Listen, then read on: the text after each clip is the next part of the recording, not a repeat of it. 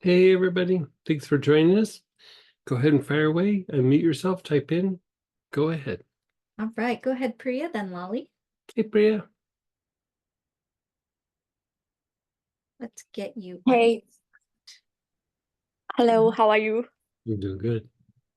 My question is Ankh related. I understand that when we use the purva, it is not so much used for blessing, but it's used more as a disintegrator. But can Ankh be used as both? When I'm blessing the earth, can I instruct that this person's or are we purified of this Well, vices? the thing that, can you hand me an oak? Uh-huh. So what she's asking about is we have mystical practices that we're doing. Hold on just a second.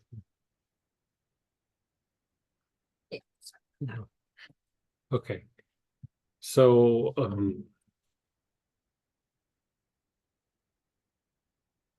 so we have mystical practices that we do instead of using oils, we use tools. And so when you're doing healing, like when you point this down, it has a clearing effect on the auric program. And so you can just point it down for one, but a deeper practice is to do the four quadrants of the aura, right? Do the left side, front, right, and then back, like head to toe, right? Now, one thing that you can do, you're trying to do this for another person or for Yes, yourself? for somebody else. Person.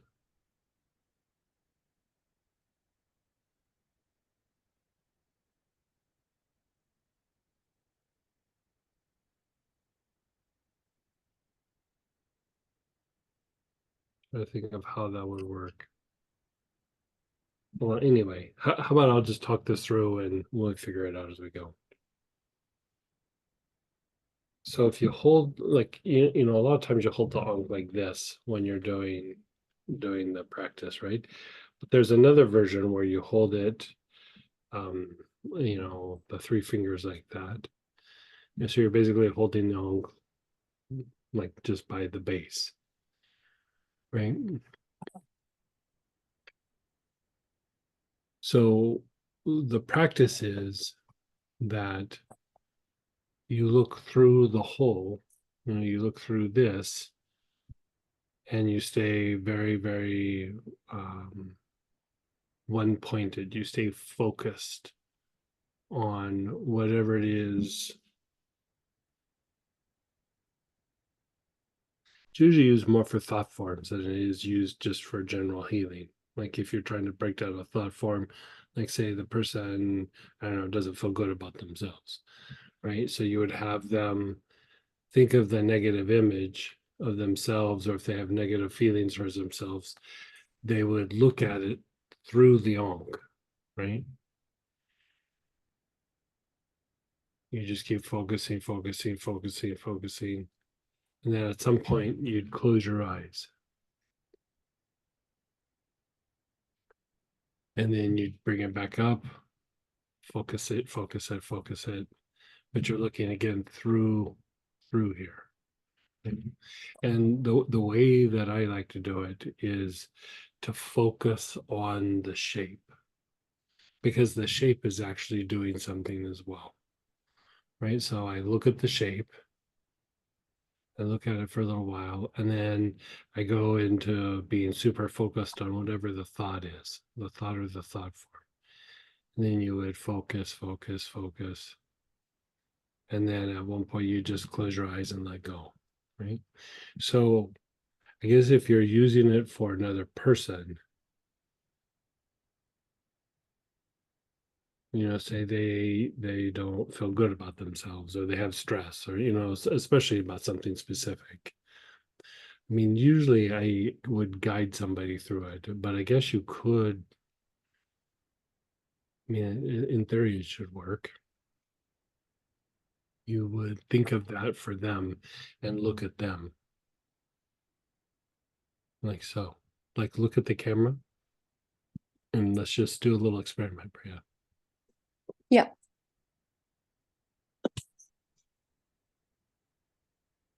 So I've got an Ankh. No, I'm doing it to you. I'm trying to see if this works for another person.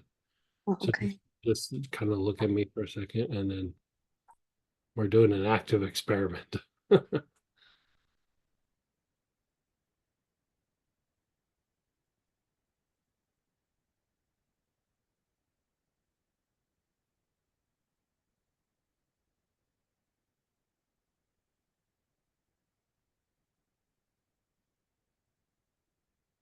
Can you feel something happening? I can always feel energy when I work with you. I think that works on another person. So like hold it up and like look at them, but then also, you don't have like we don't have to do it like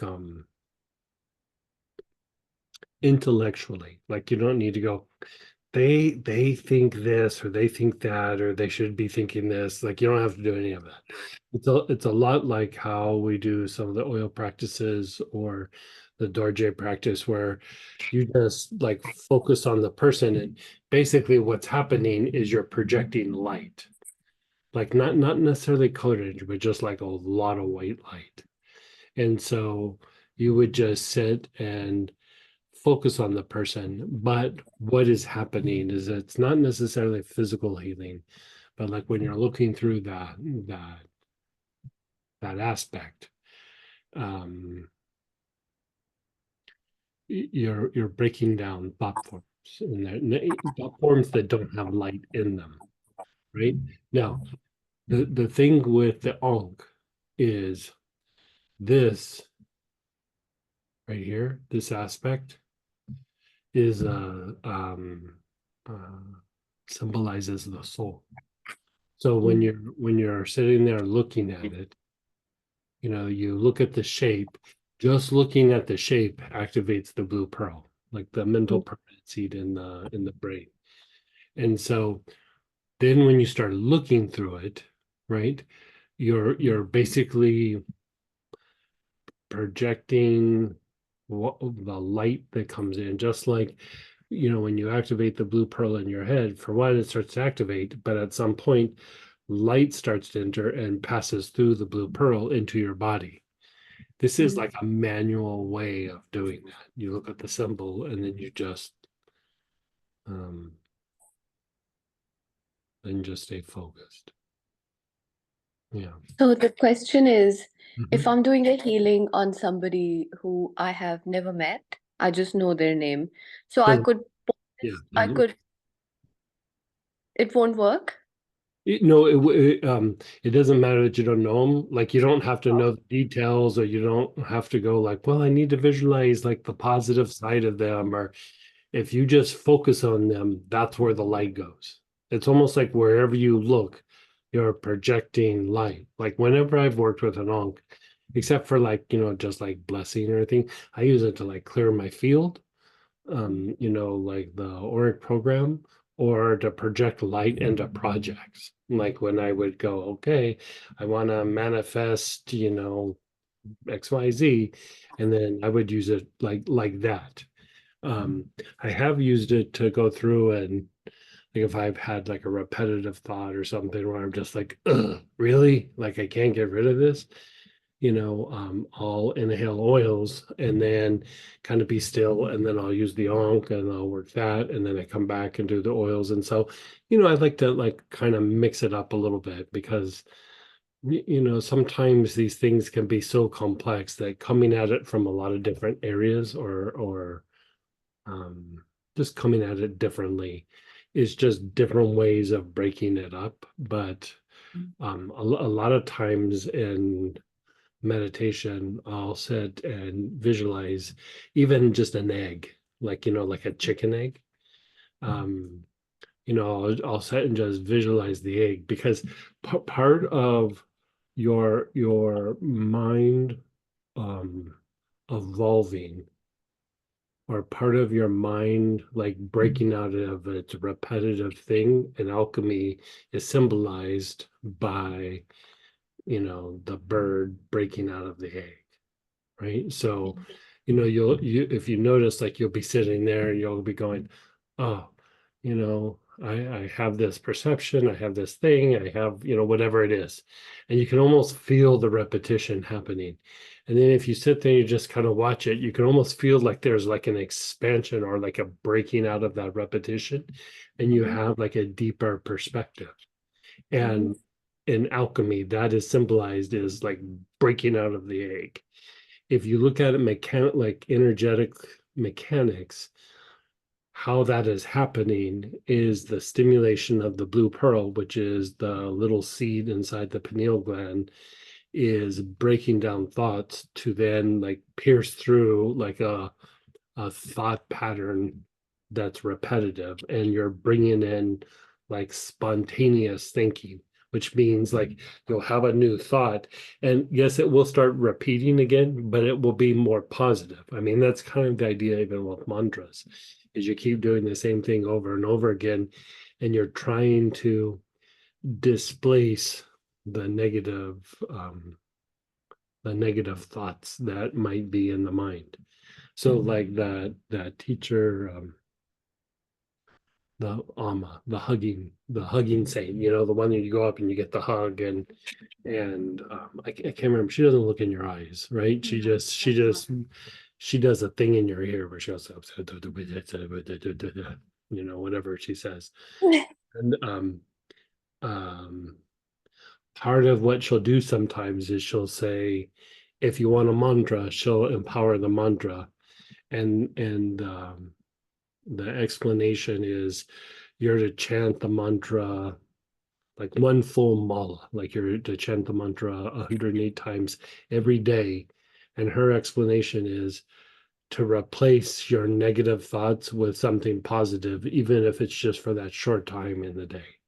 And eventually you start shifting the mind out of that negative thinking by utilizing the mantra over and over again. At first it might only last for 15 minutes, but then after a while it might last for a couple hours.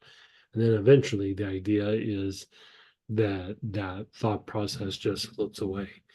But part of the issue sometimes is that we have old conditioning, we have things that have happened to us, it's amplified by things like trauma and things like that. But even deeper is sometimes we have karmic imagery. And so the karmic imagery is these little pieces of energetic information that's in the blood that flows through the body and then triggers responses in your physiology, triggers responses in the emotions, and triggers thought processes in the mind. And so this is what's tied to the directions. Like when you work the directions, you're actually treating the aspects, those reactions in your body, your emotions in your mind, to the karmic imagery. And so like a deeper practice is like the thing that where we do with the dynamics of the aura, the soul guidance aspect of the third part of the aura in the auric series, is you're working the karmic imagery to basically bring your mind back to your truer nature, not your conditioned self. Like you're kind of stepping away from all the water under the bridge in the conditioning through the years, which is more the intellectual mind, and you kind of bridge that gap into the intuition mind, and they both are working together. But in that aspect, it is literally about either breaking down the karmic imagery or learning how to react to the imagery, that it stimulates growth rather than causes you to suffer, right? And so even that idea of holding the Ankh and looking through the egg-shaped part that is tied to that. That's part of the practice with an Ankh. I don't think we've covered that in the mystical practice, have we? Mm-mm. Yeah, I think I've just given instruction to people one-on-one on that one. We'll eventually do it in the mystical practice, but Yeah, we just haven't gotten there yet. So two questions with this. I'm working on a painting. Can I show you quickly? Sure. It's called As Above, So Below. Oh, that's beautiful. Yeah. Thank you. So if I was to bless this with an Ankh, just point it to the painting. Yeah, just look at the Just painting. Yeah, but through hold the, it. like, look through the egg. Okay. Okay. Like look at the painting and just, and then close your eyes and relax, and then like do it a few times. And so if I was to work on my 4 quadrants, then I would point it to the earth and Right. take my awareness to the 4 sides. Yep. Okay. Right. Now And always hold it in your right hand. yeah. Thank you. You're Thank you so for welcome. that. And then go ahead, Lolly, then Chris. Hey, Lolly. Hey, so I have a few questions, but of course I'm gonna have a follow-up on the last one. So if we're talking about the Dorje, which is different, but let's say doing the 4 quadrants with the Dorje, pointing it down and Yeah, you just point focusing it down, on, like, and okay, then do so the 4 pointing it quadrants. Mhm. and just focusing on the 4 quadrants. And then when you're done, you do that, Yeah. and then just let go. And so with the Dorje, you're not looking through anything or visualizing anything, but how, like with the Ankh, you look through the little egg shape. With the Dorje, you still look down and you focus on what it is, and then let go. Yeah. So looking That's down actually, that still is actually, because what you're doing with like the focus and then letting go is you're working actually a couple of the directions when you do that. The directions, not necessarily literally, but what each direction does, it has an impact on the mind. And when you're doing this and then this, you're stimulating like this is you're working below and this is above, basically. And so in the 4 directions, like you work the 4 directions, all the 4 directions has to do with the intellect. Then when you go and you do the 7 directions, the 4 directions are the intellect. And then when you go below, above, and then within, or a lot of times they'll say the great mystery, right? Those 3 components are associated with intuition. And so you're working intellect and then intuition, and you're binding it. And so that is literally how you break down the karmic imagery. If you want to diminish patterns of suffering in your life, it's usually tied to karmic imagery. And so that, and those components also play a role into forming the work programs, or not necessarily forming them, but like the quality of the programs. Like if they're really negative, it's because of the blockages in the form, the processes, and then the directions, which would be tied to like the imagery, and then together that forms the word program. Okay, makes sense. So when you're working with the Dorje, you're looking down, you're not closing your eyes for this specific No, thing? you're not looking down. Like Oh. you're pointing it down, but You're pointing it down, but you could. So your Yeah. eyes are open, closed, does it matter? Better to be open. Okay, so then be looking straight, or does it matter? Your eyes are open, but you're holding an image in your mind. Okay. It depends on what you're doing, but yeah. Okay, so for this specific thing, there'll be, okay. Yeah. And then you would do the 7 directions, not just the 4. Well, Or those when are you, 2 separate things. So um, if you're wanting to work the quadrants of the aura, then you just point down and that's all you do. You just put yourself Mm-hmm. awareness on the left side of the body, the front side, Mm-hmm. right side, the back side. You know, if you want to work the other three, you go down to the perineum and then up above your head and then your spine, right? And then if you're working about it's different than how you think about it, like with healing. It's not like, oh, if you're breaking down a thought form, it's about like evolving the thought form. You're filling it with light. It's a different idea. You focus on what it is. So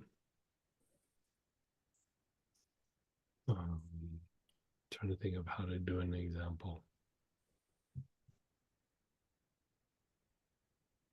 Well, do you have a part of your body that hurts? My throat. Okay, so just check in with your throat and like I would just like look at you. I would focus on you.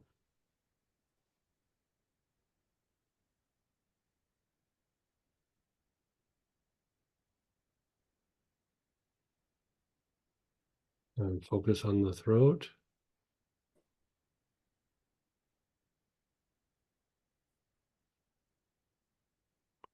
And let go. And focus on you.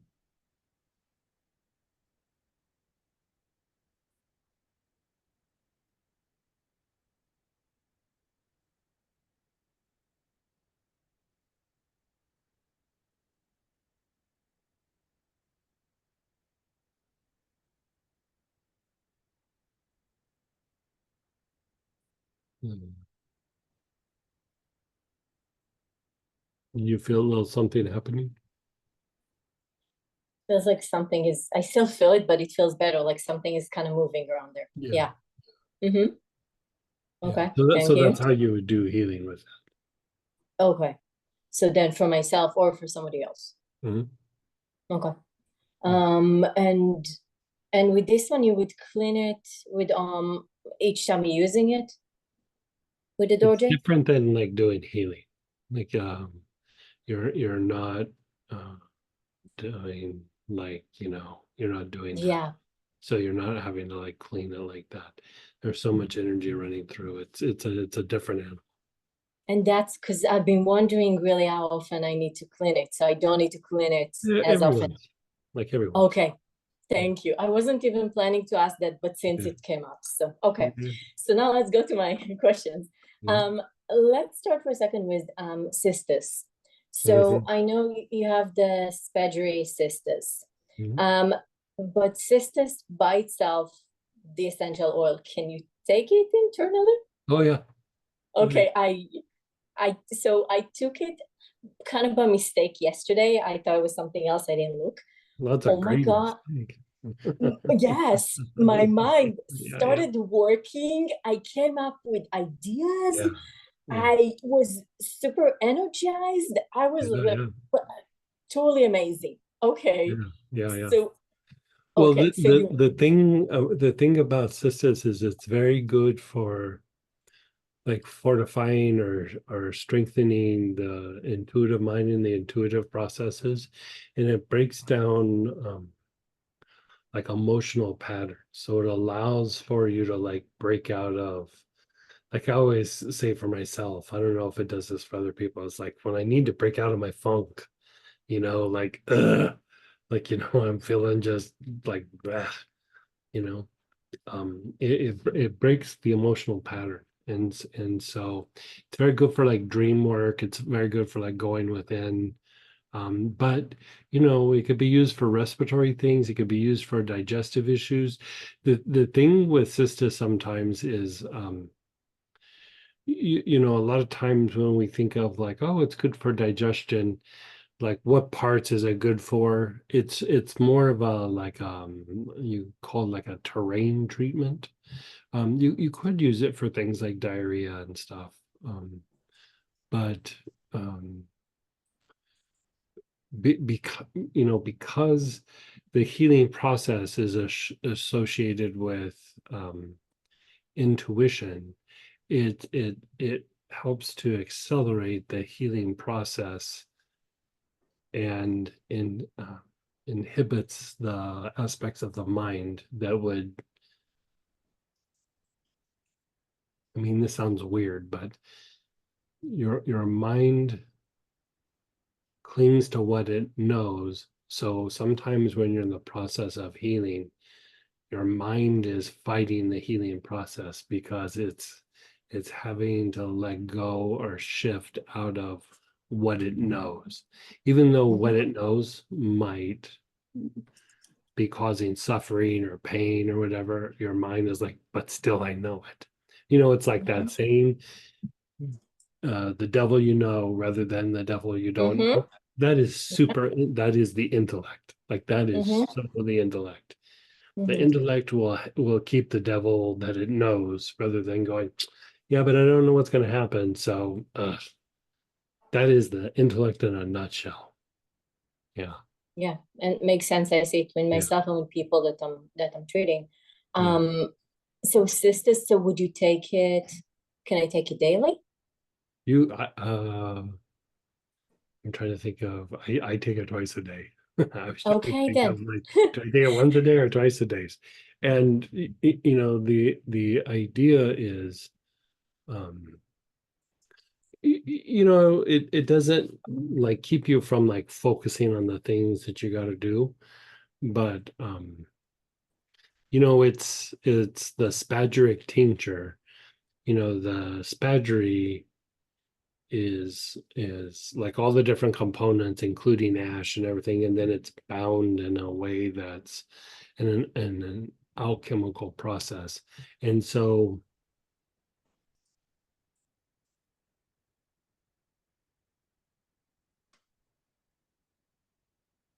it just it like it shifts the plant to like its higher potential is the best way to say it. And it harmonizes the soul and the body. And so when you're using the spadgery, it would actually impact the aspect of the aura that's tied to intuition and healing the past. That whole class. It would be like the tincture that would like be the maintenance for that, or help to cultivate that while you're doing other processes within that little realm. Yeah, it's So the spadgery would be stronger than taking the essential oil. yes, Yeah. but still the essential oil is still pretty strong. Yeah. I have a friend, like the oil is much stronger than the hydrosol, and like I have a medical aromatherapy friend. He's like an old timer. And he had a little bit of the hydrosol left. So he goes, I'm gonna pour it in a bath. It's just hydrosol. And he was like, on my he said something like, all the things that were bothering me started coming up and going out, and he was like, that was the wildest ride of a salt bath that I'd taken. And even Samantha last night took a Cistus bath, and she woke up this morning and she was like, man, I had some really weird dreams. And we were kind of talking about, I was like, boy, I wonder why that happened. And then she was quiet and she goes, oh yeah, I took a Cistus bath last night. Because you will work through it might not be during the day, but when you go to bed, you will work through things. So I didn't even think about like I took it in the afternoon, and then I was at work and I came up with all these ideas and things that was. And then really, I actually had some really vivid dreams last night. I didn't even think that there might be a connection. Okay. Yeah. That's the Cistus. Okay, so I'm adding that to my to my everyday now. Another thing about that though, when I took it, I wasn't sure. I thought it was something else. I took it from one of the kits, which I usually don't do. Like I don't take. Right, oils from the kits are a little bit different. Like you would, they have a little bit of jojoba in them. Yeah, so usually you wouldn't take them internally, right? You get, I mean, especially that much, it's fine. Yeah, I mean, you can take Okay. jojoba internal. It's just, Okay. it wouldn't take a lot of it internal, but like, Oh, yeah. it's not really bad for you. It's just not good for you. Yeah. You know, it's just, Yeah. it's kind of neutral. Yeah. Okay. So yeah, but it was there. So, but hey, I'm glad I experimented because it was Mm-hmm. really magical. Oh yeah, yeah, I'd Okay. agree.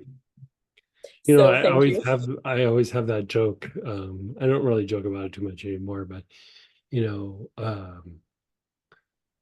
I would always joke, you know, I'd be talking and, you know, 5 times in an afternoon, I'd go, this is my favorite oil, you know, whatever it was. And then, you know, I'd put that oil down and then the next one, I was like, this is my favorite oil. And so somebody would say, you have a lot of favorite oils. And I'd say, well, my favorite oil is usually the oil in my hand. You know, that's the thing. But there are certain oils that are my favorite oils, whether or not they're even in my hand. Cistus is definitely one of them. Mm-hmm. Yeah. And it's funny, because for me, Melissa would be one of those. Yeah, Melissa would And be another and one. I was thinking about that. I think this morning I'm like, oh, I think Cistus is like gonna be Yeah. right up there too. Yeah, yeah. So Yeah. yeah. Okay. So thank you. Then let's talk about Lotus for a second, because I wanted to, because I'm not sure, is there a difference, or what is the difference between blossoming lotus and blue lotus? Is it the same? Is it Blossoming different? lotus just has the essential oil, and the spadri lotus is the herb, the hydrosol, the essential oil, like it's all the different pieces all wrapped up together. So Not in, but blossoming in lotus doesn't have the tincture, doesn't have the ash. so no, but not just in terms of the spagyric one, but in terms of like in general, is that the same? Is it the same? Is it the same thing? Like as an oil, is blossoming lotus blue Yeah, it's lotus? just oil and made into a spray. Yeah. Or But there's a little bit of I think don't we make a tincture of it as well? is it the same? Right. Blossoming lotus and blue lotus are the same thing, but Okay. they're made slightly each one's made a little differently. Okay. Because yesterday I had the blossoming lotus spray, and I went to work, and somebody kept like, oh my God, you're smelling so amazing. I'm like, okay, I didn't even realize, Yeah, but yeah. that's So blue lotus, but it's just the essential oil and a little hydrosol. Yeah. okay, so basically a blue lotus spray would be a blossoming lotus spray. So it's this same thing with like a roller ball, for example. It's going to be the exact same thing. Right. Okay. I wasn't sure if it's okay. And Yeah. then would you ever blend all three? Like Yeah, the Lotus blue, the Supreme. white, and the Yeah. pink? Yeah, Lotus Supreme. I just made one of that like a week ago. I wonder if we have it on the site. I know you've had it, you put it in a class even. I don't know, Robert can let me know if it's on this Yeah. site. Okay, yeah, it'd be because I was thinking about it even like as a roller ball to have all three of them. So I Mhm. didn't know it was okay. So the Supreme has all three. Okay, now I know. Okay. So thank you. Now let's go to a little bit of a less fun subject. So last week there was a conversation about traveling, and what to take for like immunity and all of that stuff. And you went over the list, that's the ones that we usually talk about. So a few things about that. One of the things you didn't mention and I was wondering about is the Thieves immune support. Thieves immune support, the new one that you have. I'm thinking, is that because what I'm looking at is traveling very, very long flight, 15 hours on a plane, Right. traveling for a couple of weeks with a lot of sick people around. Yeah. Yeah. And some stress around too. So without taking all my oils, I mean, so what would be the best options really for the flight and for overall? So topically, the immune support with the Four Thieves herbal blend, and then you would apply that on topically. Like I find that if I put it on, like I put a little bit in, I kind of rub it on the face and then the throat, and then on the chest. That's pretty good. And then you want to use something that is anti-infectious, antiviral, and so. you know, I'd just choose one of them, like Melissa, Monarda, immune support would do it as well, but also bay laurel, even lemongrass you could throw in there. Lemongrass is considered anti-infectious. Cinnamon would also be considered anti-infectious, but I don't know. In the early days of COVID, when I was evaluating, cinnamon didn't really. It was okay, but the other oils looked like they did better. You know, granted, things mutate, and you know the new mutations. But you know, I went back to my notes on COVID, like you know, because I think my first set of notes on COVID was like 2004. You know, it wasn't the COVID-19 that we know now, but COVID's been around for a while. Like, and even back then, cinnamon didn't make the list when I was looking at things. And cinnamon is usually considered like a big one like that. You know, there's a old formula that I used to make the cinnamon, savory, clove, and lemon. And that's very anti-infectious and good for like colds and flus and things like that. But it didn't seem to hit the COVID component very well. I mean, it was okay, but like I felt that there was other things that worked better. And so I'd stick in that realm of Melissa, Monarda, bay laurel, even eucalyptus radiata, lemongrass, even Naoli. Naoli would be another one. And then you take these, because hey, Melissa is my go-to. I have Monarda, and I have Monarda complex actually, which I'm actually do. The Monarda complex is there. The Monarda complex would be a better one to take. Because that's got Monarda and Melissa in it with a few other things. Yeah. So you wouldn't take the Melissa separately? I mean, the Melissa separately would do something else, right? You could do either way. Yeah, you can do either way. Yeah. So when you're taking these, because I'm like, okay, let's take all of them, but you would really take one. I take a bunch of things internally, so okay, yeah, because even today, my throat is kind of itchy. Let's just so you would take something like that for the flight, and then usually, really, when you take something, do you repeat it every few hours or? No, like once or twice a day. Okay, because I tend to sometimes overdo it. I think if I'll do more, it's gonna disappear faster, or I don't know what. Okay. Well, if you're sick, you could do 2 or 3 times a day. But like for a scratchy throat, I'd be hitting the bay laurel pretty hard. Yeah, and I realized that might be beneficial to do even a body tonic, right? If I'm doing like a body tonic. Yeah, body tonic would be okay. I would more internal. More internally, okay. And then so you would take these for the flight and basically for the entire, I don't like the entire time that you're like as a daily thing. The whole time you're traveling, like I wouldn't. I do it anyway, because you're going to be in different environments and things like that, and so your immune system isn't as built up in those areas, and so I would treat it the whole way. So I'd also travel with tarragon. You know, just to like calm the emotions, and if something happens or something, you know, causes you to get triggered a little bit, or you just have some digestive issues, I'd throw tarragon in there. I'd throw lavender in for the jet lag. Yeah. You know, lavender, like a salt bath, or using lavender and then like inhaling it and going to bed. That could impact the jet lag. Lotus would actually probably impact the jet lag better. But, you know, lavender is good for a lot of things. So, and then I would take helichrysum as well.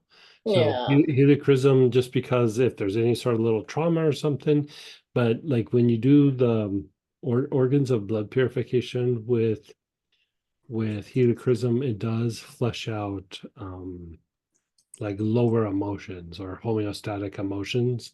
And, you know, like, you know, we have conversations about this. It's like I'm just sitting on the plane, but it's exhausting. And, you know, Mm-hmm. you're in a tight space with a bunch of people, and it's hard for your physiology not to get triggered. But even if it doesn't, you're still swimming in everybody else's energy field. And so, you know, people are agitated, people are cranky.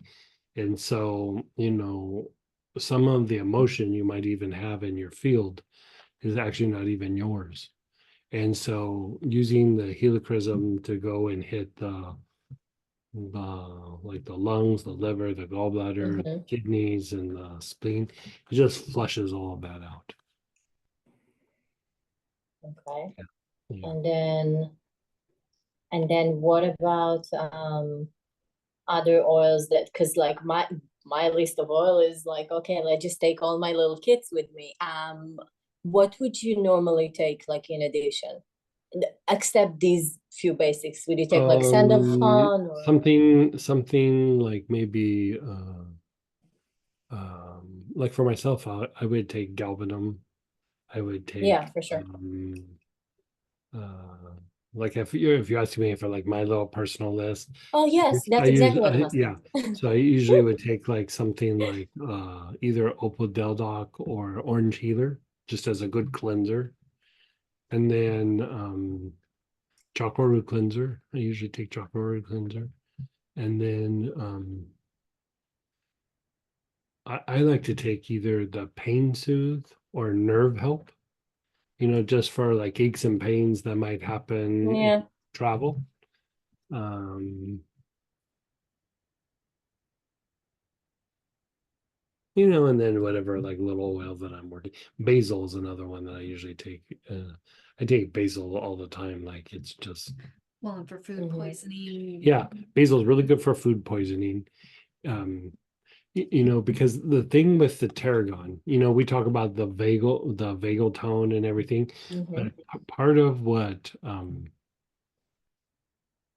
happens sometimes when you're still feeling a little agitated, or you're feeling a little triggered, or you're starting to have like a stress response of sorts happening, is sometimes it's actually poor tone in the sympathetic nerve.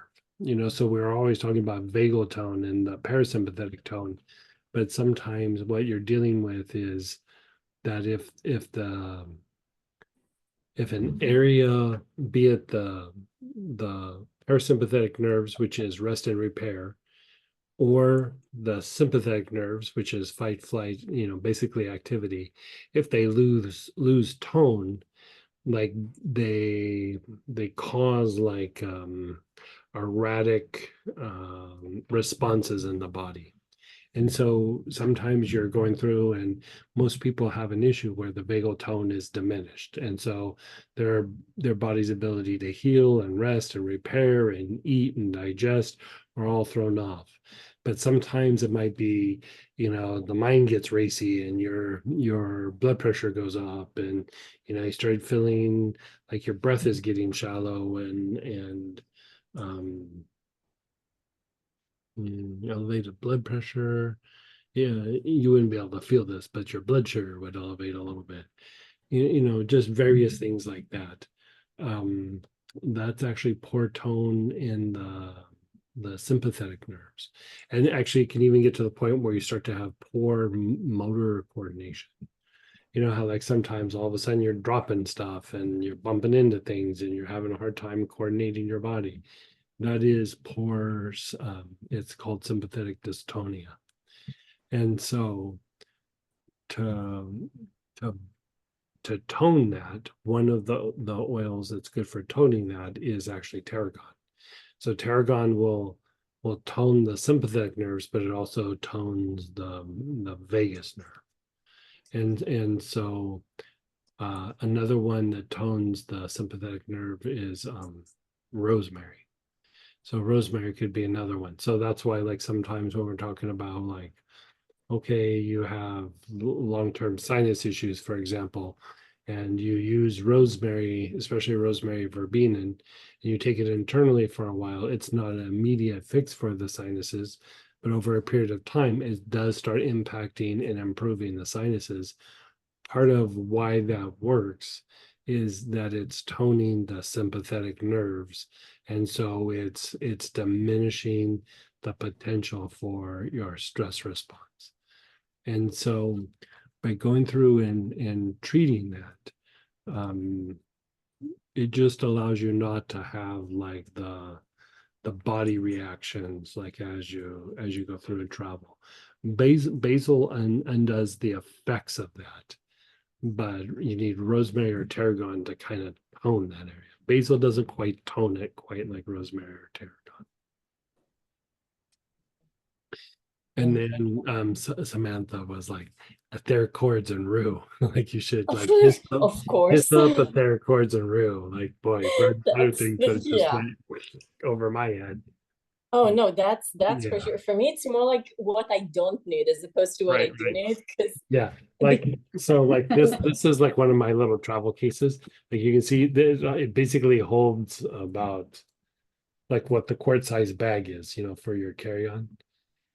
So like I try to keep it all in that, but I start packing it pretty tight. But because yeah, like I yeah. fill up the bag and then So really, because I have all the, I have all the mini kits, all the small kits that I have from the classes, and I was like, one of them is the respiratory system, like the respiratory kit. I'm like, that should go there, and the ORIC programming, oh, that should, and I start like piling things up. Oh yeah, I'm right there with it. You could easily fill up the suitcase, but like I think at some point you have to go, okay, I'm only going to be there for like a week or 2 weeks or whatever.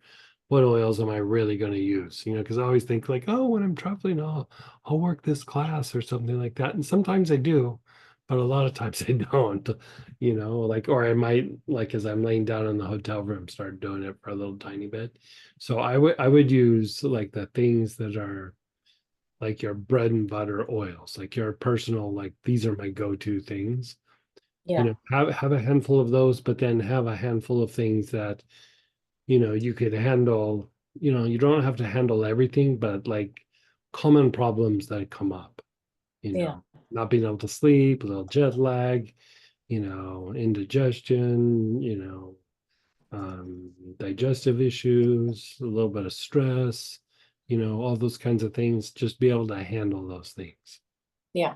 And I also have to take a few of the sprays with me because it's like, and basically what you just send everything in the suitcase and it's fine. Like you just pack it really well and you ship it.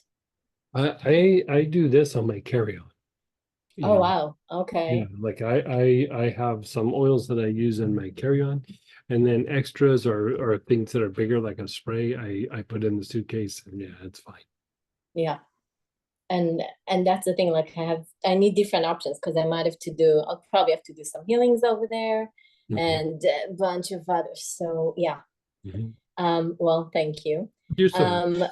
And really, would you travel with something like all the sandalphon oils just because all of them are cleansing and you can do different things with them? That's a good choice. Yeah, that's a super good choice. Yeah. Because I'm like, oh, okay, I might as well okay.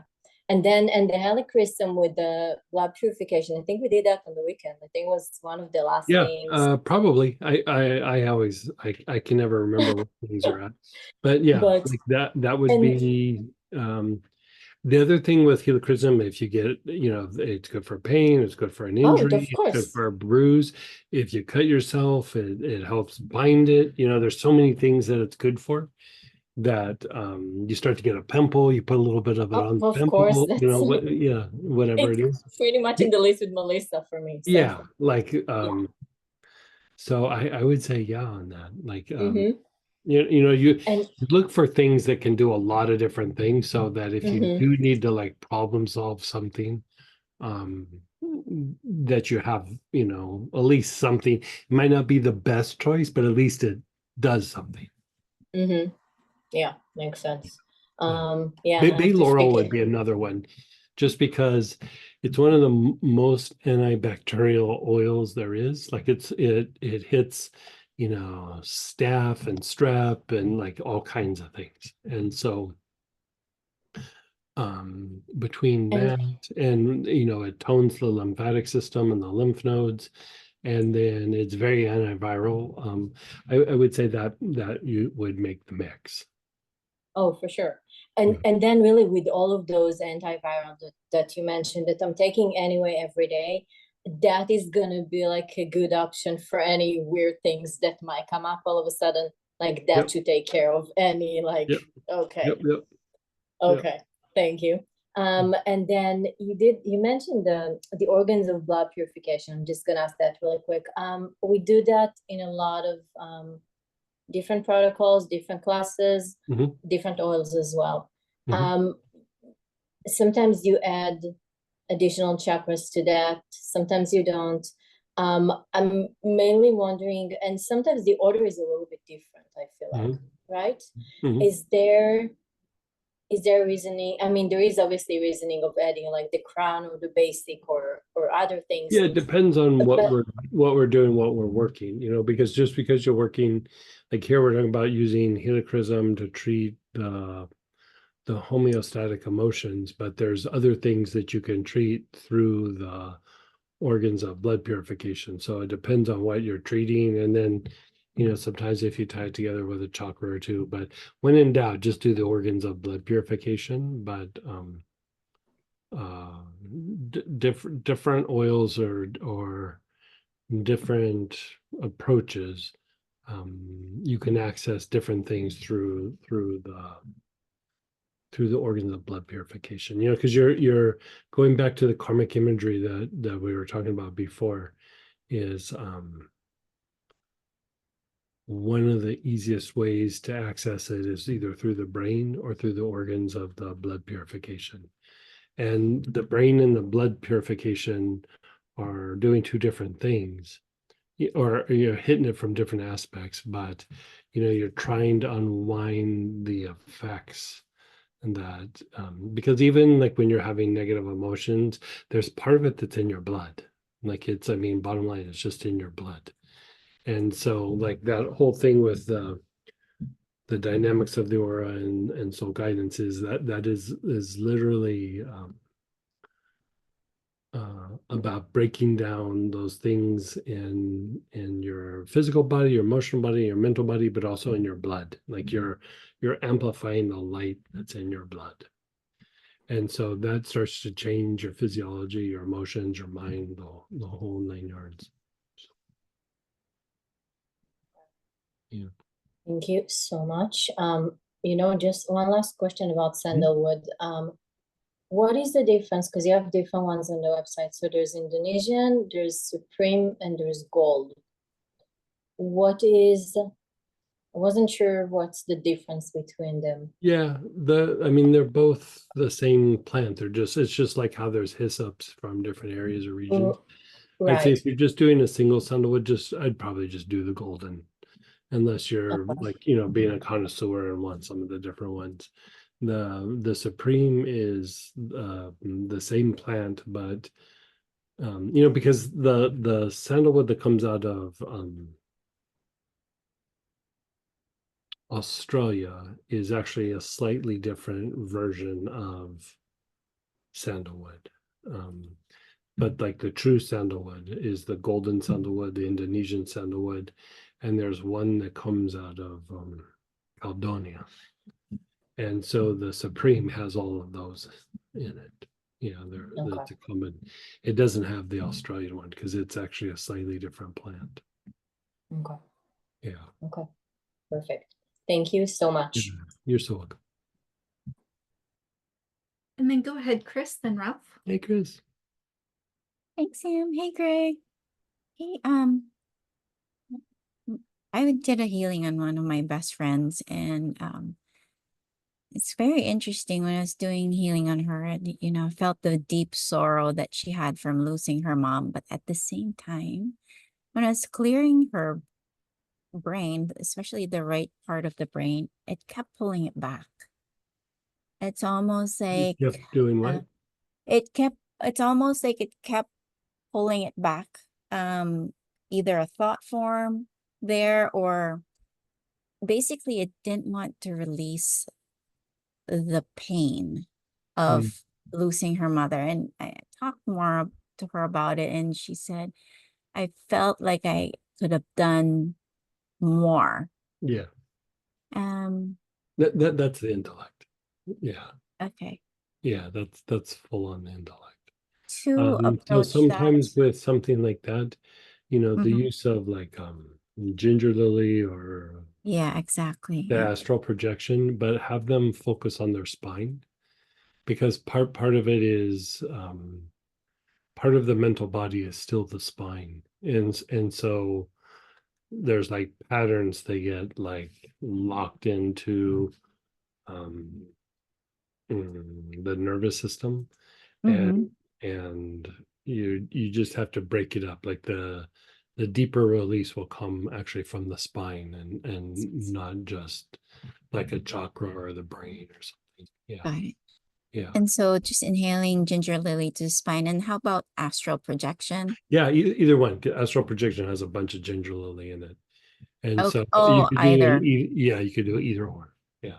Oh, maybe she can do the incense astral projection. If she's dealing with that, I would actually inhale it with awareness on the spine. I mean, the incense would be helpful, but not like inhaling it with your awareness on the spine. Yeah. For No, I that, mean, do the inhalations with ginger lily and then maybe do the incense astral projection, like a combo. um, yeah, it wouldn't hurt. But if I was going at it therapeutically, I'd be doing the inhalation. Inhalations. Yeah. Okay. Thank you. And then one of her uh, nephews, oh, well, she, um, she or she, has a, anorexia and bulimia. Yeah, that's tough. Yeah. How would you approach that, Greg? Even in terms of I age? gotta say it's a rough one. Mhm. It's pretty tough, and you really gotta kind of have a big picture look at it, because there's going to be a lot of backsliding if you Yeah, can even get them to engage the process. A lot of times, especially with anorexia, you know, because it is about control, that they'll have a hard time doing something that's not helping with the fixation. And so I usually use things like cistus, mugwort, um, poplar, aloes, um, even tuberose. But Mhm. even when you make a little bit of progress, there usually is a backslide, or a Right. they're into it and then they're not, and then they're into it and then they're not. And so it's best to like kind of treat that like when they're going back and forth, like when there's progress, I wouldn't like go, oh wow, we're making progress. I just go, okay, that's good. And when there's backsliding, I treat it like the same, like almost like Mhm. no rise in you either way, good or bad. You know what I mean? Mhm. Um, it just needs to stay very even keeled in the treatment approach. And then I find that and treating something like that, it's good to keep rotating the different things that you're using. Like, so you wouldn't just go, okay, I'm going to use mugwort. I would use several different things. Like I'd use, like I said, mugwort, cistus, you know, I'd keep mixing it up, um, just to keep the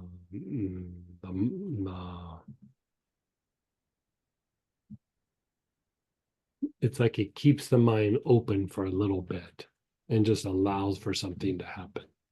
But it is one of the tougher things to treat. You know, even when I Yeah. used to talk with some of my psychologist friends, when we'd be doing all that stuff, um, you know, there's certain conditions that it's just you really have to, I don't want to say like know your stuff, but you really have to be centered in what you're doing, because it could really push the therapist off balance, and anorexia is one of them. Yeah. But I found bulimia to actually be a little bit easier to treat, but Mhm. anorexia is pretty tough. Yeah, Yeah. it's pretty tough. Yeah. Yeah. So In, I in terms mean, of usually there's a lot of pain there, a lot of psychological pain. And so sometimes what you can do is let go of the anorexia part and just start treating the pain, be it that, they don't feel good about themselves, or something happened, or there was some sort of abuse.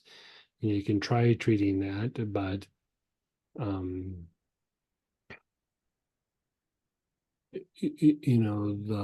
the control aspect,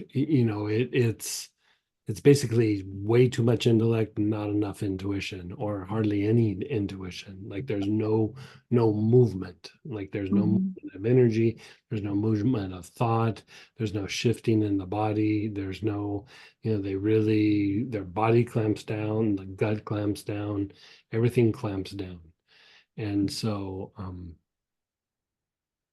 it's more of like an unwinding than treating a symptom. Like you just have to keep going, like almost like you're approaching it like, let's just unwind this, and not even trying to produce a result. You're just trying to unwind it. Like you're just trying to unwind some of the behaviors and things like that. um so brain, spine, organs of blood purification, a lot of arms and legs, the lower centers, like navel, spleen, Mingmen, sex, basic. Um, and if they'll participate, even that thing where you go, okay, think of a person, think of an active situation, think of a past event, like a lot of that back and forth as well. Mhm. Because it kind of, if you look at what anorexia is, it's a lot of fixation on the self. And so to even just keep pushing the attention awareness outward can be helpful. Yeah. Yeah, I think part of the issue too is he I mean the parents are trying to encourage him to face his sexuality, but Mhm. won't. He just won't. Yeah. I mean, Uh, normally it's the opposite issue, right? The parents are like, "Oh my gosh." Um, Yeah, but you never know what, like, is the kid a perfectionist? I don't know him. Okay. Oh, yeah. Yeah. So sometimes they have like if there's a lot of, like, a lot more intellect involved and diminished intuition, the tendency is to be like a perfectionist, and they'll be really hard on themselves, and it even will impact the gut, especially like the small intestine, and they'll be very prone to like colitis and things like that. But they'll usually start having a lot of digestive issues. So even if you think about like the vagal tone and stuff, but my experience is like, if you start making a shift and it happens kind of quickly, it almost freaks them out a little bit. So you have to do just like a lot of little baby Yes. Yeah. steps. And so there has been numerous times in the past where somebody like that, I might only treat for like 10 or 15 minutes, but I would do it consistently. Like, okay, we're going to do 15 minutes every week, and it would just be a 15-minute session. Huh. And Okay. and the idea is, you're not trying to swing for the fences and have like a big breakthrough. You're just trying to have a lot of consistent um, work, that over a period of time, there's all these little baby steps, and then pretty soon they look back and they can't see the shore anymore. Like they're out in the water, you know what I mean? Yeah. Yeah. And it's usually that approach that will actually produce a better result, you know, if you can keep them in therapy. Like that's the Right. thing too. Like they might not stay in therapy, and so, or healing, or whatever we're calling it. And so you just do your best, and you know, if anything gets too aggressive or too, like there's too much of a movement or a shift, sometimes that will make, even if they go away, it makes them more resistant to healing with the next thing that they do. And you kind of don't want to do that. So it's like, it's almost better to under treat a little bit rather than over treat. Oh, interesting. Yeah. All right. Yeah. Yeah. The incense, the archangels of the four Mm-hmm. directions. How would you suggest using that? I just ordered mine. Just put it around the house in different directions. Yeah, no, I would just like, you know, the way that we do it is just like today's going to be a Michael day, you know, and Oh. you know, we might rotate through it, but like I think we got into the role where we'd go do the directions like in a row. Like one day would be Raphael, and then the next day would be Gabriel, and then the next day would be Uriel, and then the next day would be Michael, and then you know, rotated again. So I think we tend to burn Michael the most, right? I think we burn probably more Michael than out of all the angels, right? Or is out of the angel stuff, yes. And so, yeah, but you know, if I have a lot of things to get done, you know, Gabriel might be the thing that I'm doing just because it's about application, you know, refine yourself, you know, focusing, and it's also about communication. And so, you know, it's the direction of the north. So it's about getting stuff done. So I might burn Gabriel, but you know, depends on what you're trying to work. Okay. Thank Yeah. you so much. It's kind of a fun thing to do. It is, yeah. Yeah, yeah. Excited to receive mine. Mm. Thank you again, Greg. You're so welcome. Tell Chris hi. I will. Thank you. And then go ahead, Ralph, then Troy. Hey, Ralph. Hey, Greg. Oils question. Yes. What's the difference between Artemis and Artemisia? Artemis is a blend for the Greek god Artemis. Okay. And so Artemisia is mugwort, but from Nepal. Okay. So they're completely different. Yeah. Yeah. All right. Yeah. Okay. I tried to make it as confusing as possible. Sometimes you do a really good job. I'm really good at that, right? So like probably 5 years ago, I made that blend for Artemis for a planetary class that we did. We only did it once. It was way before Zoom, and 5, 6, I guess it's been 6 years now. So you know, I did all those blends, and then I started carrying the Artemisia, and I was like, yeah, this is going to be a problem. And so we almost, you know, because I left the Greek gods on there because, you know, we have all the deity blends. But yeah, like I was like, yeah, maybe we've had that discussion here. Maybe we should pull that off and not make it confusing, but, you know, I don't know. Okay. All right. Thanks. You're so And then go ahead, Troy, then Letty. Hey, Troy. Hey, Greg. I have How a you couple doing? questions, if that's okay. Yeah, yeah. One is, I'm kind of burning the midnight oil, getting art ready for show deadlines this Okay. week and next.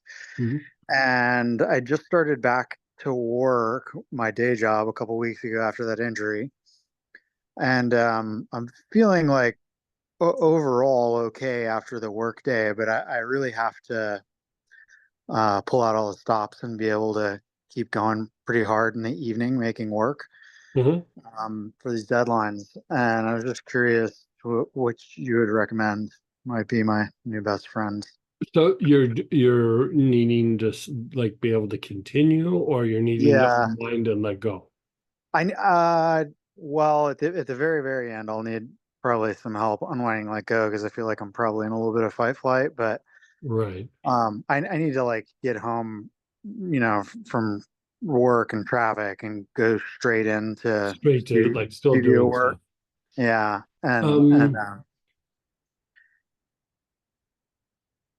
I mean, peppermint can help you focus, but like what I like to use, like when you know what you need to do and you know that you got to do it, but sometimes like energy level or fatigue, I like to do like a little cocktail of like basil for the mental fatigue or the mental stress, because you're having to concentrate for long periods of time. And then kind of my thing that I like to use is Ravensara. It gives you like some energy for a while, but like if you took it and then you go, I'm done, I'm gonna go lay down, go to bed, you could totally do that too. Where like like if you took some ginseng or some cinnamon late in the night, like you get a little bit of strength, but if you go, okay, it's time to lay down, it's not going to happen. Like, even if you lay down, you're not going to fall asleep very much. And so, like, if I take ginseng, for example, it's like I take it in the morning and I know that night I'm probably not going to sleep good. And so, cinnamon is always good for strengthening the body. I just probably wouldn't use it late in the day. Um, um, But going back to what we were talking about just a little bit earlier, like toning those vagus nerves or the sympathetic nerves, which would be tied to like stress and getting a little wound up or worked up. And that's the thing when you're really focused on something, we do get a little like wound up because that's part of the momentum of being able to get things done. It's like it's not a bad getting worked up. It's just you're like, okay, it's showtime, gotta perform. And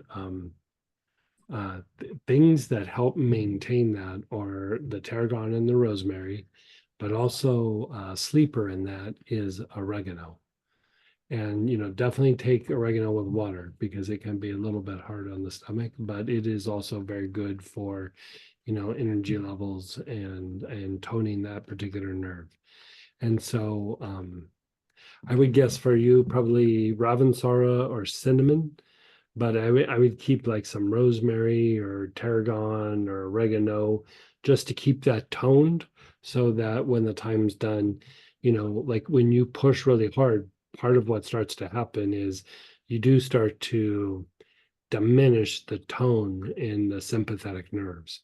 And so just keep those toned up so that, when it's time to turn it off, you can turn it off. Okay. Yeah, I think I pushed hard for like 20 years and now Yeah, I'm yeah, you trying made this. to Yeah, figure out how to go to sleep at night. yeah. Okay, so I just thought that's what people do. Like, and I realized as I got older, I was like, whoa, I don't know if I did myself any favors, but got some stuff done. Like, you know what I mean? Like, it's good that you can push yourself like that.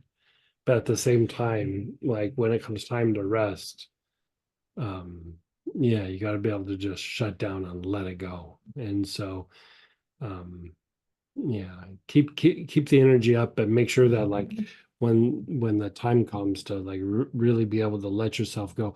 I mean, even marjoram can like, you're doing your work and then it comes time to like, okay, it's time to rest and go to bed.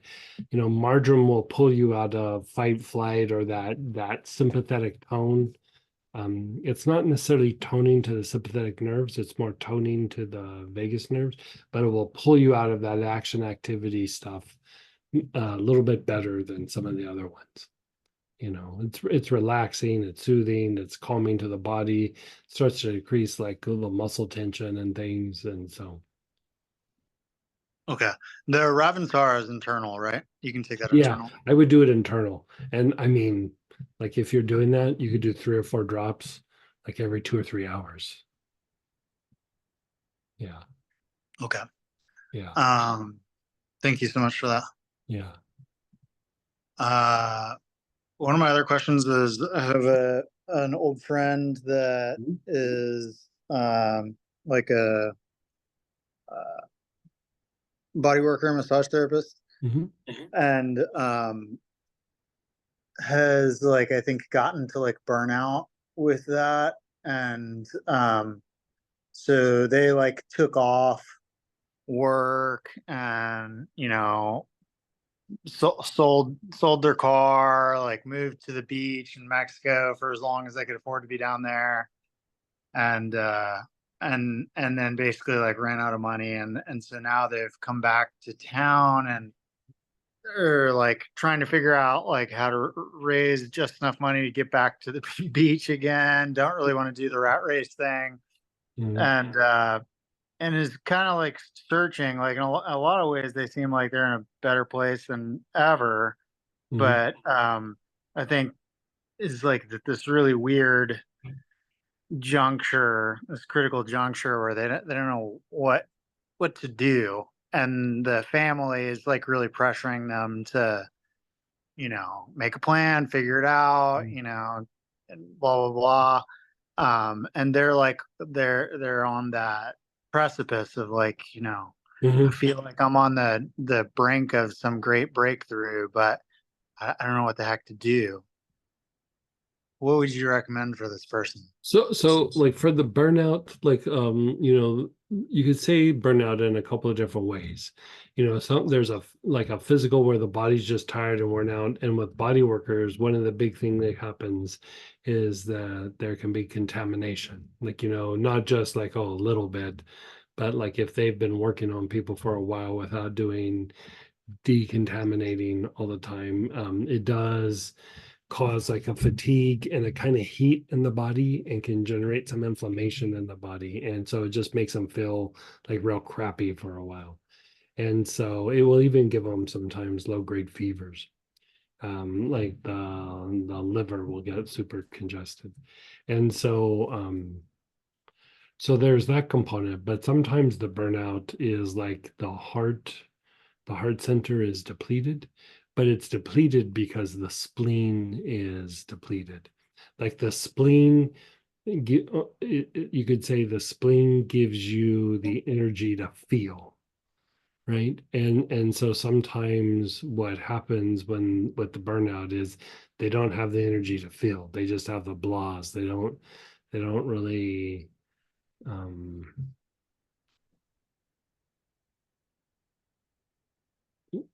when the heart's depleted, things feel hopeless. Like, you know, they don't see that there's a future with something. They don't see that there's a potential with something. You know, it's like they don't have the energy to be able to perceive it.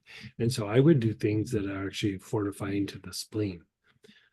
Melissa, Angelica, some of the softer forms of thyme, um, they can be quite helpful. And uh,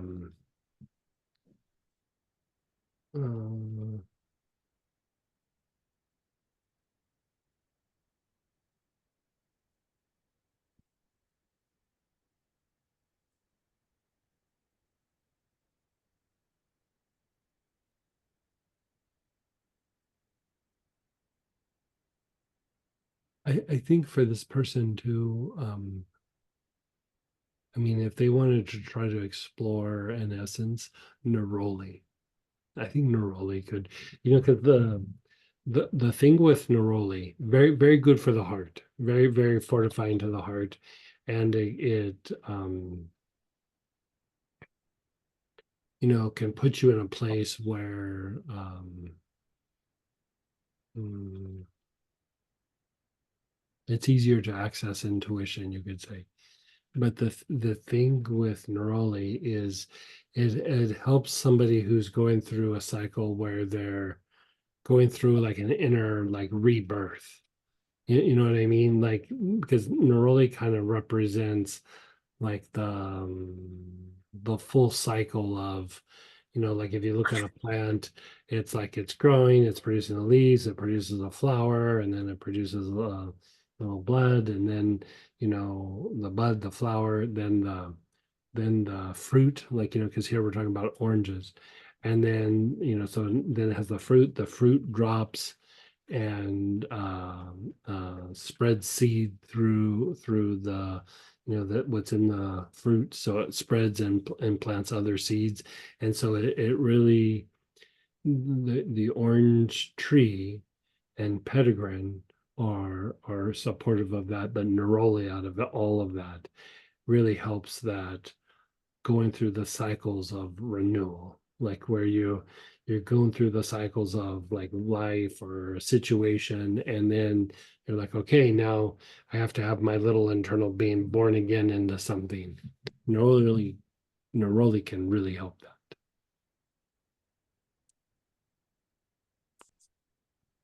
Okay. Application could be inhalation. They could wear it topically. They could just inhale it a lot. Sometimes I even have them take it internally. But it's like being like internal born again. Like it can help somebody kind of find their way, find their path.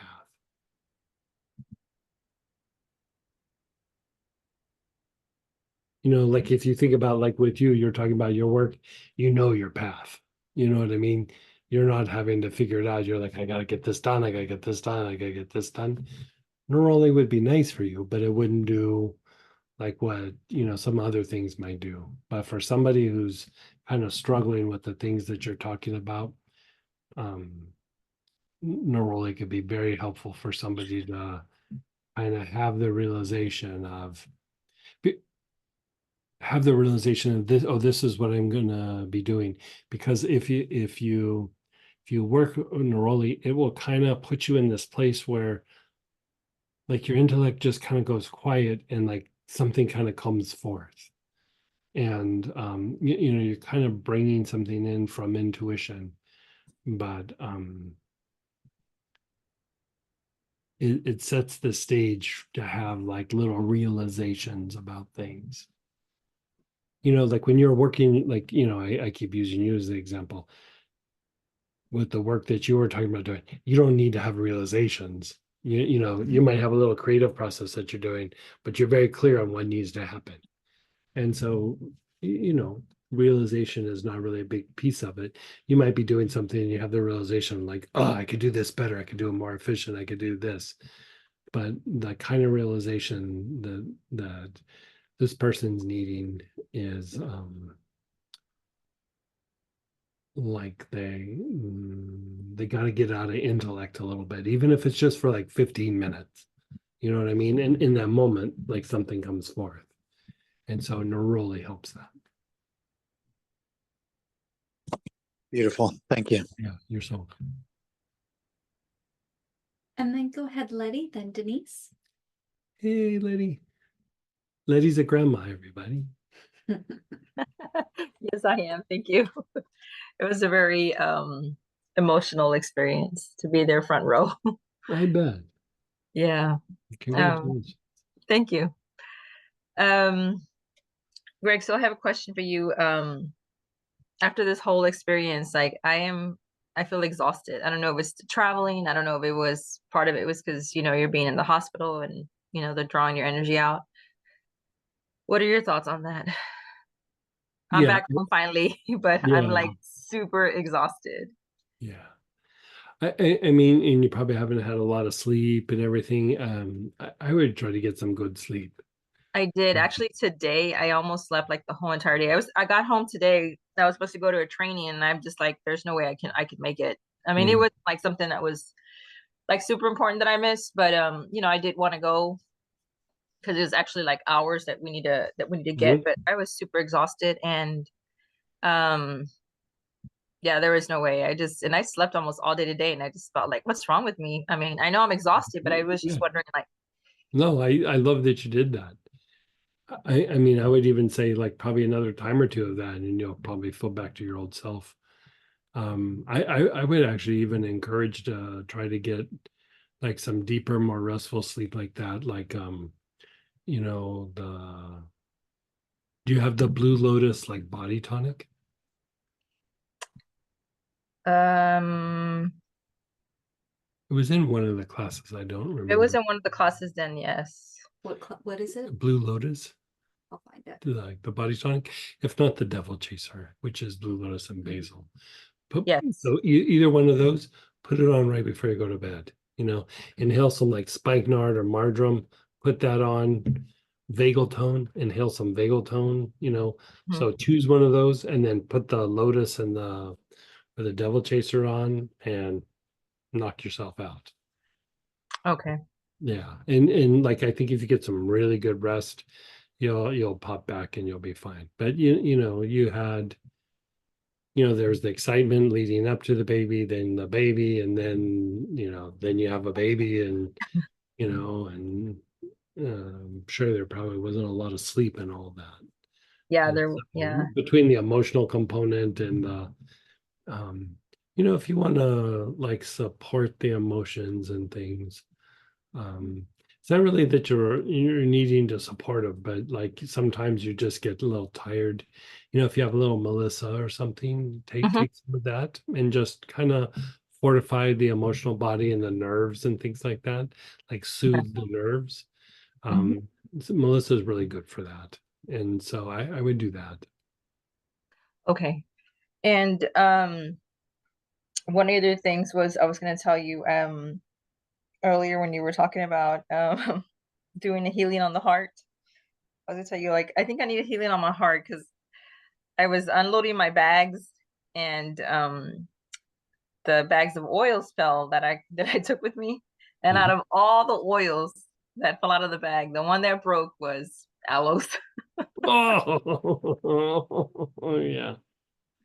I was like, I'm heartbroken. I need Greg to do a healing on me. I was like, out of all the oils, I could not believe that. I was like, oh my God. So I was like, oh, I can't believe that. I'm heartbroken.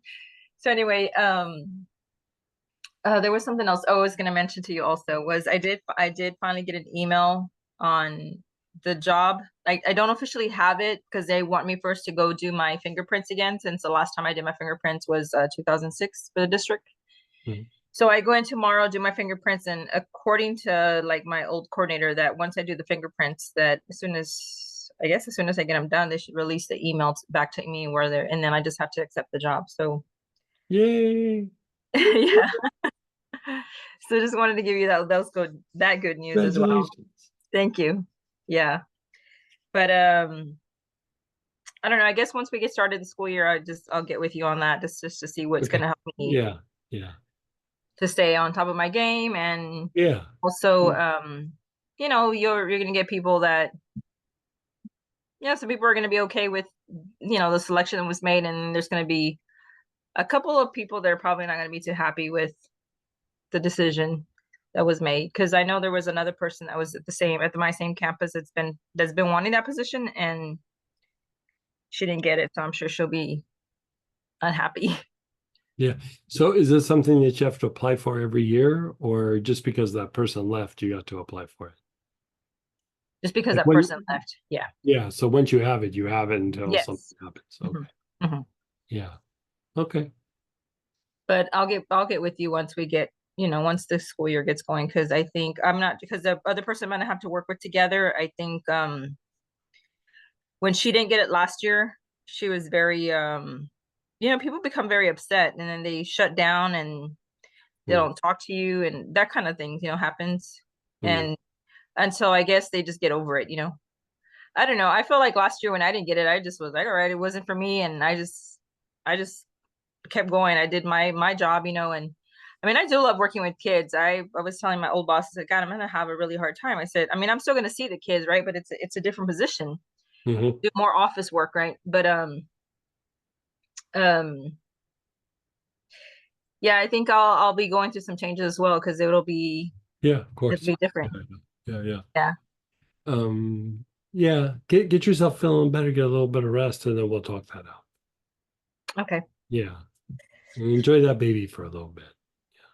Yeah, I'll be going up on next weekend as well, so to go help them out. But I'm kind of glad to be back in my sacred spot. Yeah, no joke. No joke. You know, it's different being in someone else's you know, they have a small little apartment, and you know, but I helped out as much as I could, got her set up with everything you can think of that she needs. I got it for her. And for the baby, so hopefully they should be pretty good. They should be, you know, pretty good off, I think. I was gonna ask you though, one thing though at the apartment. So when I go back, I feel like it needs a better cleansing. I feel like something happened in the kitchen at that apartment that they live in. The dog did not want to go into the kitchen for a good while. I did a little bit of cleansing in the kitchen, and then the dog goes in now. But I think, what's the best thing to do for something like that when you move? Camphor or opodeldoc. Okay. Yeah. The like just diffuse, spray, incense, something of that nature. I mean, if you don't have that, you could use some sage, but I would use camphor or opodeldoc. Opodeldoc is got a bunch of camphor in it, and then it's supported by some other oils, and so they either way. Okay, I have camphor for sure. I have camphor and Yeah. incense, so I'll just remember to take some with me. Mhm. What about doing I was trying to do Om in the bed. Well,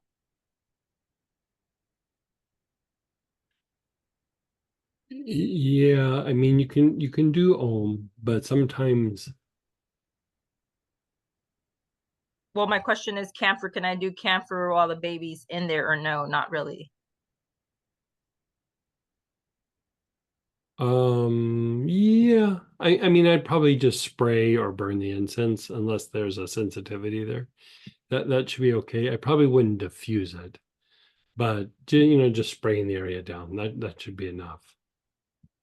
Okay. Yeah.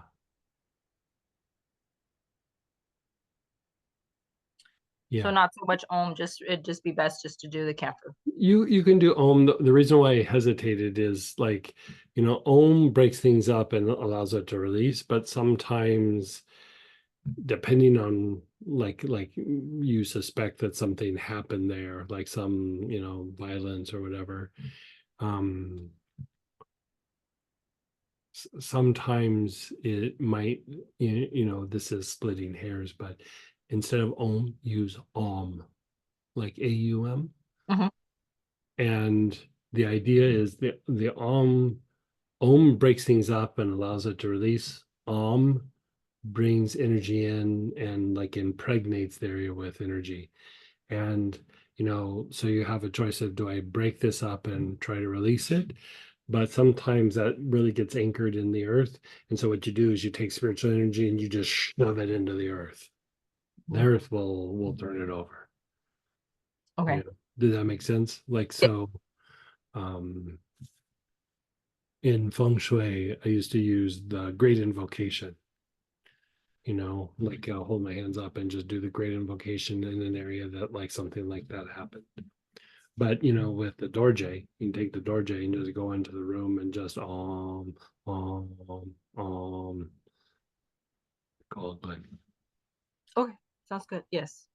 Yeah. Okay, thank you so much. You Sam, too. I'll be getting the package out to you as well. Sorry, it's been like taking a while for me because it's been one thing after another, but I have some things that I have to get to you. Sounds awesome. Thanks, Letty. All right. Thank you, Greg. Thanks, Sam. Yeah, you bet. And then go ahead, Denise, then Lolly. Hey, Denise. Hi. Hi, Greg. Hi, Sam. Hey, Hi, how are you? everyone. I'm doing okay. Okay to, I like the rosemary in the morning. The rosemary, I'm really, it's so simple. I can see results. So I'm very good. grateful. I'm waiting for the memory to come in, and I'm looking forward to that as well. But I just wanted to tell you that it's so nice, that, and obviously Melissa, they just tend to soothe me for some reason. Yeah, no joke. Yeah. What I wanted to ask you, if it'd be all right today, was about my thyroid. Sure. I can't remember what you wanted me to take, and I also feel Clove. like it's Yeah. clove. Yeah. And I felt like there was a second thing. I don't know why I keep feeling like there's something with clove. One of the things that so you can supplement that with a couple of different things. You could use lemon verbena. You could use frankincense or myrrh. Both of those can be helpful. The other one that I would throw in there for the thyroid would be myrtle. I do have that now. Are they inhalation or internal? Yeah, All internal. internal. Yeah. Thank you. I just felt like there had to be something besides it. The clove like keeps kind of hitting the ground for some reason. So that makes me think that there's something else, and then it'll like Yeah, work better. the idea with the lemon verbena or the frankincense and myrrh is you're making all the glands function better. You know, another option could be angelica seed, that like it strengthens the depletion in the endocrine system, and it will improve communication, like it upgrades or improves the communication between the glands. And so that could be a thing, but I would stick with clove and probably either like lemon verbena or frankincense and myrrh together. Well, we For a can little bit, Yeah. and then eventually maybe go over to the angelica seed. That sounds good.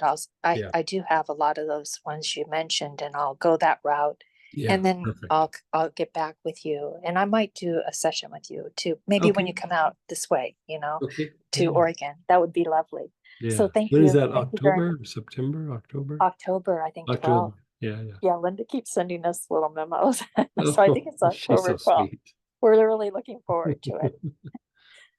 Thank you both. Okay. And You're so welcome. I'll let somebody else get on because I know you're running low on time. So thank you. And then go ahead, Lolly, then Dan. Hey, Lolly. Hey, just a couple of follow-up questions. As far as the Blue Lotus, if you have a protocol that's called for a Blue Lotus, would you use like the Lotus Supreme that has a few of them, or would you still use that? Or if it says Blue Lotus, it has to be just that. Like something like the thing we did for the memory class, No, when you we could did use the either Lotus. base. You could use the Lotus Supreme. Yeah. So you can use the combination. Okay.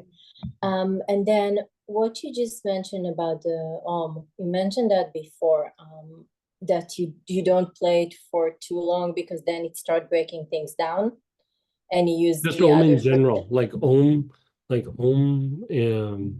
is cleansing. So like if you were trying to like say bless a project and you're using Om, you would actually be dematerializing the project. Now, like a lot of mantras have Om and then other words. And so it just acts as like a little bit of a purification. And then the other words are the fortification of something. But if you're just using Om, it's dematerializing. It cleans things up. So if you're using it for space, it will clean the space up. But sometimes, like what Letty was talking about, is sometimes maybe there's an act of violence there or something, or it's built on like this was a thing in Southern California for a while, or probably still is, but they would build houses on old garbage dumps. Like, they'd put dirt over the top of it and then build the house on top of it. And so you got the breakdown of the garbage coming up through the ground, energetically. And so you can own that all day. I'm not going to do a thing. So what you do is you take that energy, you just shove it right back down into the earth. So that's the idea of like in places where there was like battles and things like that, you kind of clean it up a little bit, and then you do consecrations to push that into the earth, and the earth will turn that over. It will transmute that. So you just shove it into the earth as much as you can. So then you would do one of the other options. So that the Great Invocation is another thing that you would could use actually Om. use? Yeah, you could use Yeah. Om or the Great Invocation. Personally, I use the mantra for Tara. Like in the old days, I used to use the Great Invocation. Now I use Tara, the mantra for Tara. Like and we had very soothing. There's so many things I love about that mantra that it's just. and there was a conversation about it. I think maybe Teresa was the one who mentioned something about like finding a good version of it, because you do it when we do the healings and when you do the classes, and it's amazing. But then if you want to play it, Yeah, at another pretty time, versions aren't quite the same. Yeah, exactly, because you don't get the energy. You get it sounds nice, and it does nothing. So yeah, so that's always a tricky one. Okay. And We're then gonna so we are gonna do some recordings of that, but I'm waiting. I'm waiting. Like my bone apron is getting repaired. Like when I do recordings like that, I like to wear my apron, and I'm waiting for it to get repaired and get back to me. Like on Wesock, I stepped on the edge and beads Oh, started coming off. So as soon as we get it back, we're gonna make some okay. Or maybe Letty was the recordings. one who said that she has some recordings of you on somewhere. Yes. And then so let's say you're doing like, you know, even at home, so you would just play because you're just cleaning the space, right?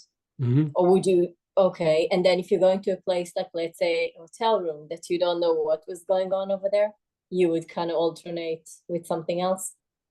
Yeah, you could use go back and forth between Om and Om, but yeah, sure. Okay. You know, my Okay. this is my trick in a hotel room, either like with camphor or Solomon's hyssop or something. Hyssop is I just walk around and I put droppers, let drops hit the rug. Like just walk around Oh, because in the old days we used to be able to burn incense. yeah, And do you ever, we can't do that, right? no, you can't do that Okay. anymore. No, they'll fine you like $250, $300, $500. Oh my God, I got so used to my Yeah. incense now. I'm Yeah, I like, know. So like that's what I do is I just walk around and like I'll chant a little bit or I use the Dorje and just like and then I walk around with whatever I have and just put drops on the floor all around the thing. It's usually good. okay, thank you. I usually just have the home playing for a while in each one of the rooms, but I like that. Fine, camphor or hyssop. Yeah, Okay, yeah. thank you. By the way, the Dorje, would you ever, you take it on the plane, right? You have no Oh, yeah. problems. Yeah. Yeah, okay. Well, I mean, they might pull you out and look at it, but I mean, for me, getting pulled out of line is, normal. So if Yeah. it's not my Dorje, it's something else. Some people don't like getting pulled out, but it takes like 2 minutes. Like they look Yeah. at it and Mm-hmm. it is what Yeah. it is. Okay, yeah. I'm actually surprised because like in the old days, I used to get pulled off for like everything, and now like I have my crystal, I have my Dorje, I'll have a bunch of weird things in Oh, you there. have your Look at it, crystal? and they're like, Wow. like it's they see enough of it that they kind of know what it is, and Yeah. it's not Yeah, really because the crystal I have to send usually because this is kind of like a weird, but okay. Good to know that it's an option. Yeah. Thank you. Yeah. And then go ahead, Dan, then Ralph. Hey, Dan. Hey, Hey, how are you? not so bad. How you doing? Doing good, doing good. Good, good. Hey, I ran into a bit of a emotional scar tissue this Okay. weekend. It's just, I was going to do a long practice and then, some came up, didn't, and it just like went real sideways from there kind of thing. Okay.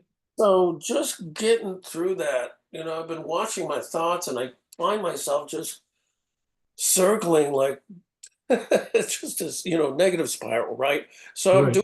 doing what I can do to break it. I worked with the Purba today to kind of Mhm. help go through that. But it's like, yeah. So and Is it old or is it recent? it is a combination of I think old and recent. I think it's buttons, right? Back Right. in the day when we had them installed and all that stuff. Right, right. So, and it's just, I think that's where it's coming from. It's just like, yeah, it's just really uncomfortable. I don't want to keep going through that. Yeah. So take take either helichrysum, ginger lily, like helichrysum or ginger lily, probably.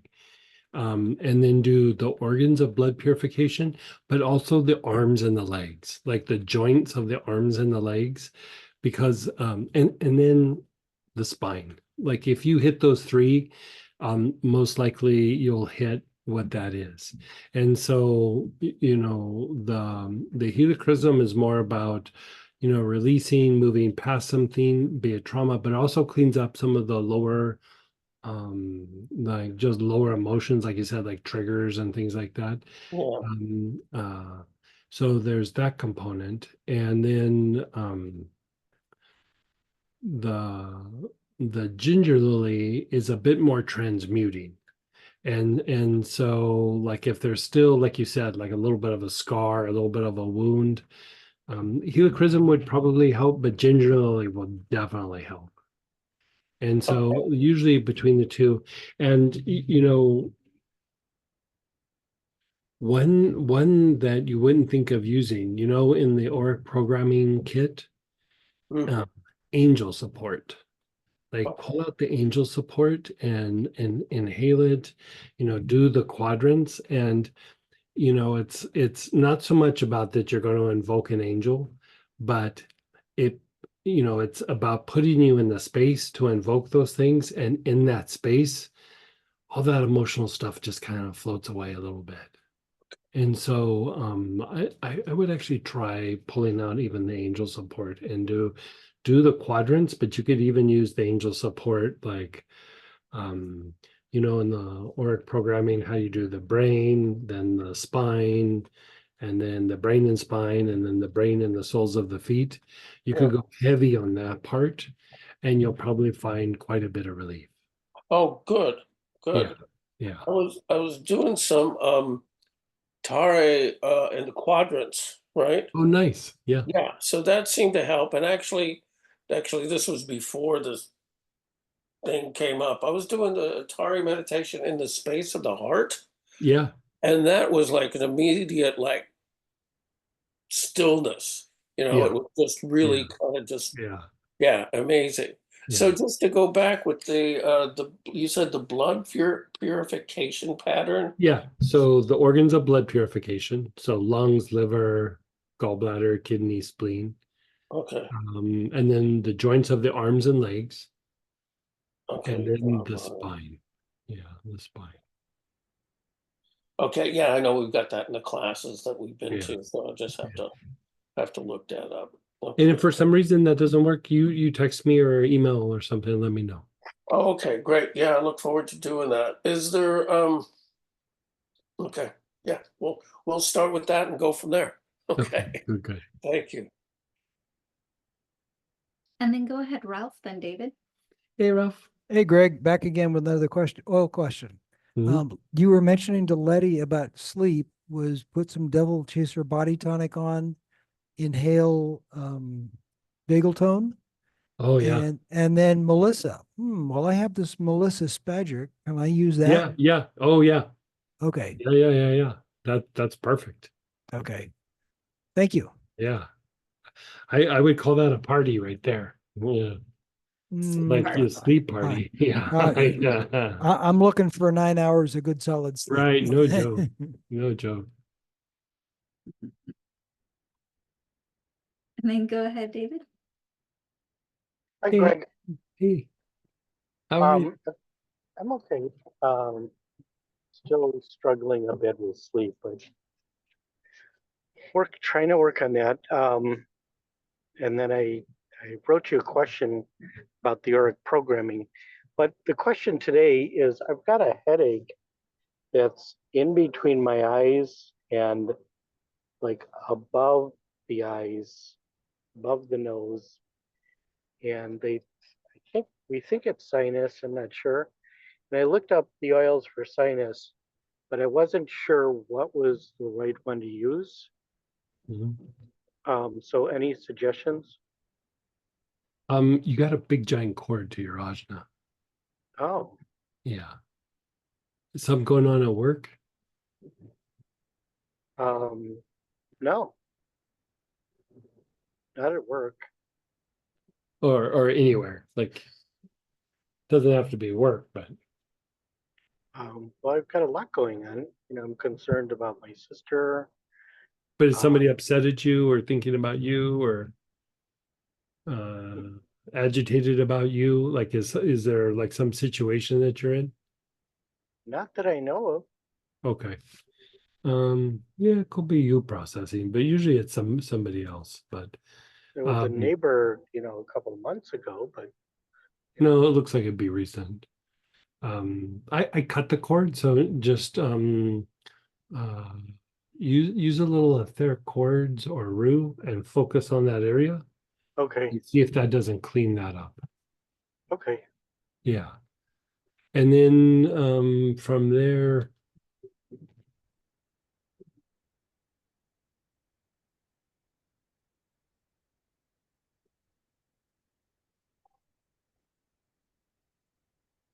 tell me about your dreams. Like, are you having a lot of dreams, or you feel like you're processing something? You look like you're processing something. Something going on in dream time, or there's been some dreams lately. For a long time, I haven't been dreaming because I haven't gotten enough sleep to dream. I just started having some dreams. I don't remember. Do you have Cistus, like in a kid or something? Yeah, I have Cistus, and I'm using it in the 2 patterns you gave me before I go to bed. Why don't you take a drop or two internally before I only have I have a small vial of Cistus Supreme, but I can order. I'm putting together an order tonight, so I could order Cistus. Yeah, you could either get the 5 ml of Cistus or the Spadgery, and then just take a dropper full before you go to bed. Okay. Yeah. I'm doing a whole routine of inhaling before I go to bed. Yeah, look, the thing is like sometimes when we're processing something, like in the waking mind, we probably won't process it, but in sleep, we'll process it. And I think that like maybe even the difficulty falling asleep is whatever it is a little bit big, and the intellect keeps you from going there. It's not like you're doing it consciously, but the intellect is like, if we go into dream time, we're going to lose control, and so I notice myself, like if I'm processing big, I can tell because all of a sudden I don't start sleeping very good. And then I'll like do Cistus and I'll do some other things, and then I'll have some weird dreams, and then I'm fine again. So yeah. Okay. Yeah. And it's probably not like an incident, it's probably like a pattern or a feeling that if you tried to explain it to somebody, they'd go, I don't understand what you're talking about. So like intellectually, it probably wouldn't make sense, but there's something there that's being processed. Okay. Yeah. So I'm doing, I'm starting with marjoram. Well, I do different, sometimes I do different orders, but I start with marjoram. Then I think I do, I start with marjoram. Then I do rue and etheric cords. Then I do artemisium and mugwort. Oh, great. You got a great little routine there. Yeah. Yeah, and then I finish with ginger lily. Oh, I wonder if the cord is old. That might be. That could be if you're doing a routine like that. Let me just look at it for a second.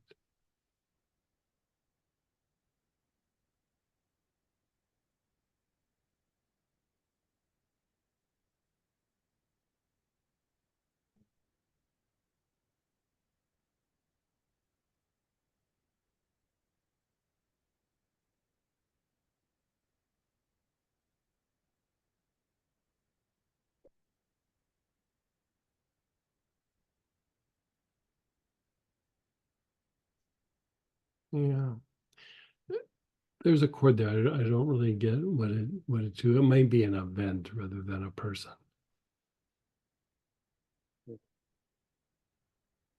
Yeah, it's an event. Just some old past event. Again,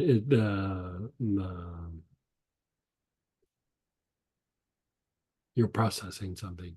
Now, if you still want to support the sinuses, take some rosemary internally. Oh, I am. Yeah, inhale, in the morning, and do all those kinds of things, and rosemary or basil will really help the sinuses as well. So I'm doing that in the morning. I'm doing a whole morning routine since you talked about it. Mhm. I'm doing rosemary, basil. You know, I have a whole bunch just laid out by my desk and Perfect. yeah. So I'm doing that. I love the rosemary in the morning. Good. It's really helping me wake up. The other thing that I'm doing is I added hyssop to my nightly routine because you Mhm. talked about the auric programming causing when somebody moves forward a couple steps, they could be pushed back a couple steps. So I added hyssop to my nightly routine to see if that's what's going on, because I am having 2 steps forward and sometimes 2 steps back, Yeah, yeah. 3. So any thoughts on that? Yeah, I mean, hyssop is probably like a B or C choice, so it would work. Like if you do you have any aloes at all? I Like do, yeah. yeah, use aloes. Yeah, Okay. yeah, use aloes. Do you think that's what's going on? Um, org program is always an issue until we go through and clean it up. You know, we're always kind of wrestling with it, but you're definitely processing something. Yeah, you Okay. just kind of want to open things up so that you process it and it just moves through. Okay, Yeah. super. And you Thank you might not ever know what it is. Like you know, there's many times, more times than not, like I'll have something processing through and I'll feel sad or I'll feel whatever, and process through. I have no idea what it's about. None. You know. But it Interesting. passed through and then I felt fine. Okay. Not only do I feel fine, I felt better. Yeah. You know. My nightly routine is about a half hour to Mhm. 45 minutes, probably a half Mhm. hour. Is that enough time? Yeah, that's plenty of time. Yeah. Okay. Yeah. Okay. Those are my questions. Thank you so much. Thank you. And then go ahead, Barbara, then Robert. Hey, Barbara.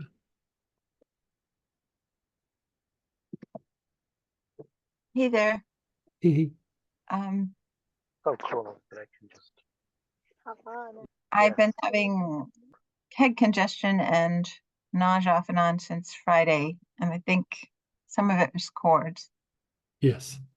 And then the solar plexus feels better, but there's still a lot of congestion in my head, particularly my jaws, my temples, a little bit around the ajna. And I'm beginning to wonder if it's sinus or if there's still cords.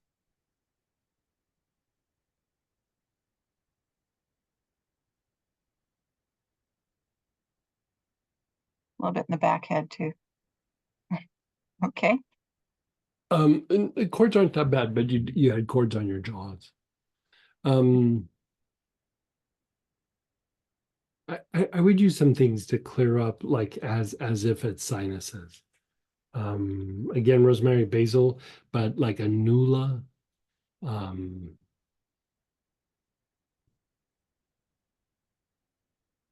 I took some basil internally and I inhaled the rosemary verbena.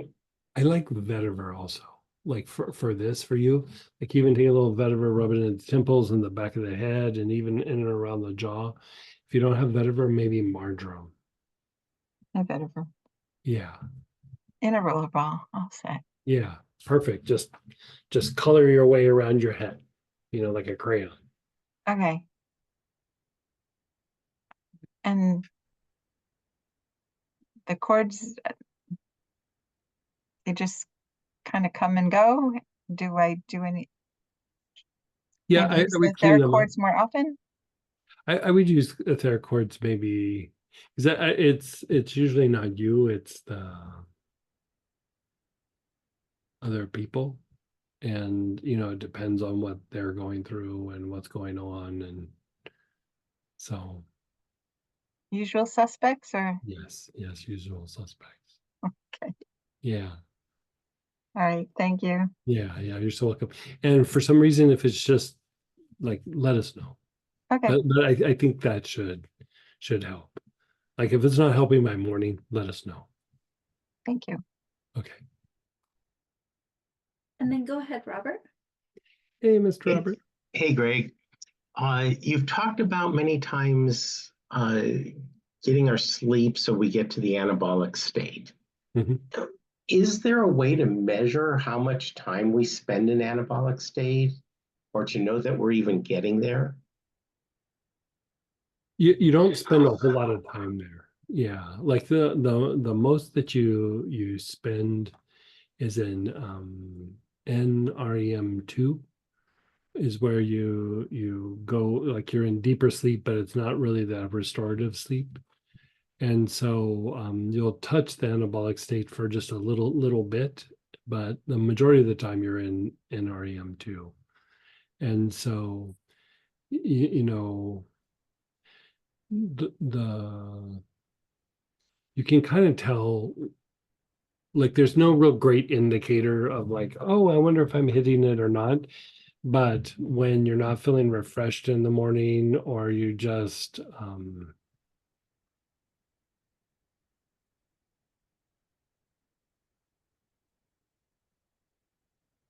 like you might feel a little rested, but your body's not feeling better.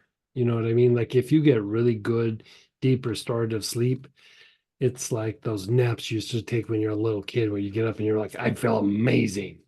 So that's usually a vagal tone issue if you're not getting all the way deep in there. And you're just not getting into the deep enough rest and repair. And so homeostasis could also play a role in that. But things like vetiver or spikenard or that vagal tone blend can help, especially if you apply it on the sides of your neck. That can be helpful. And then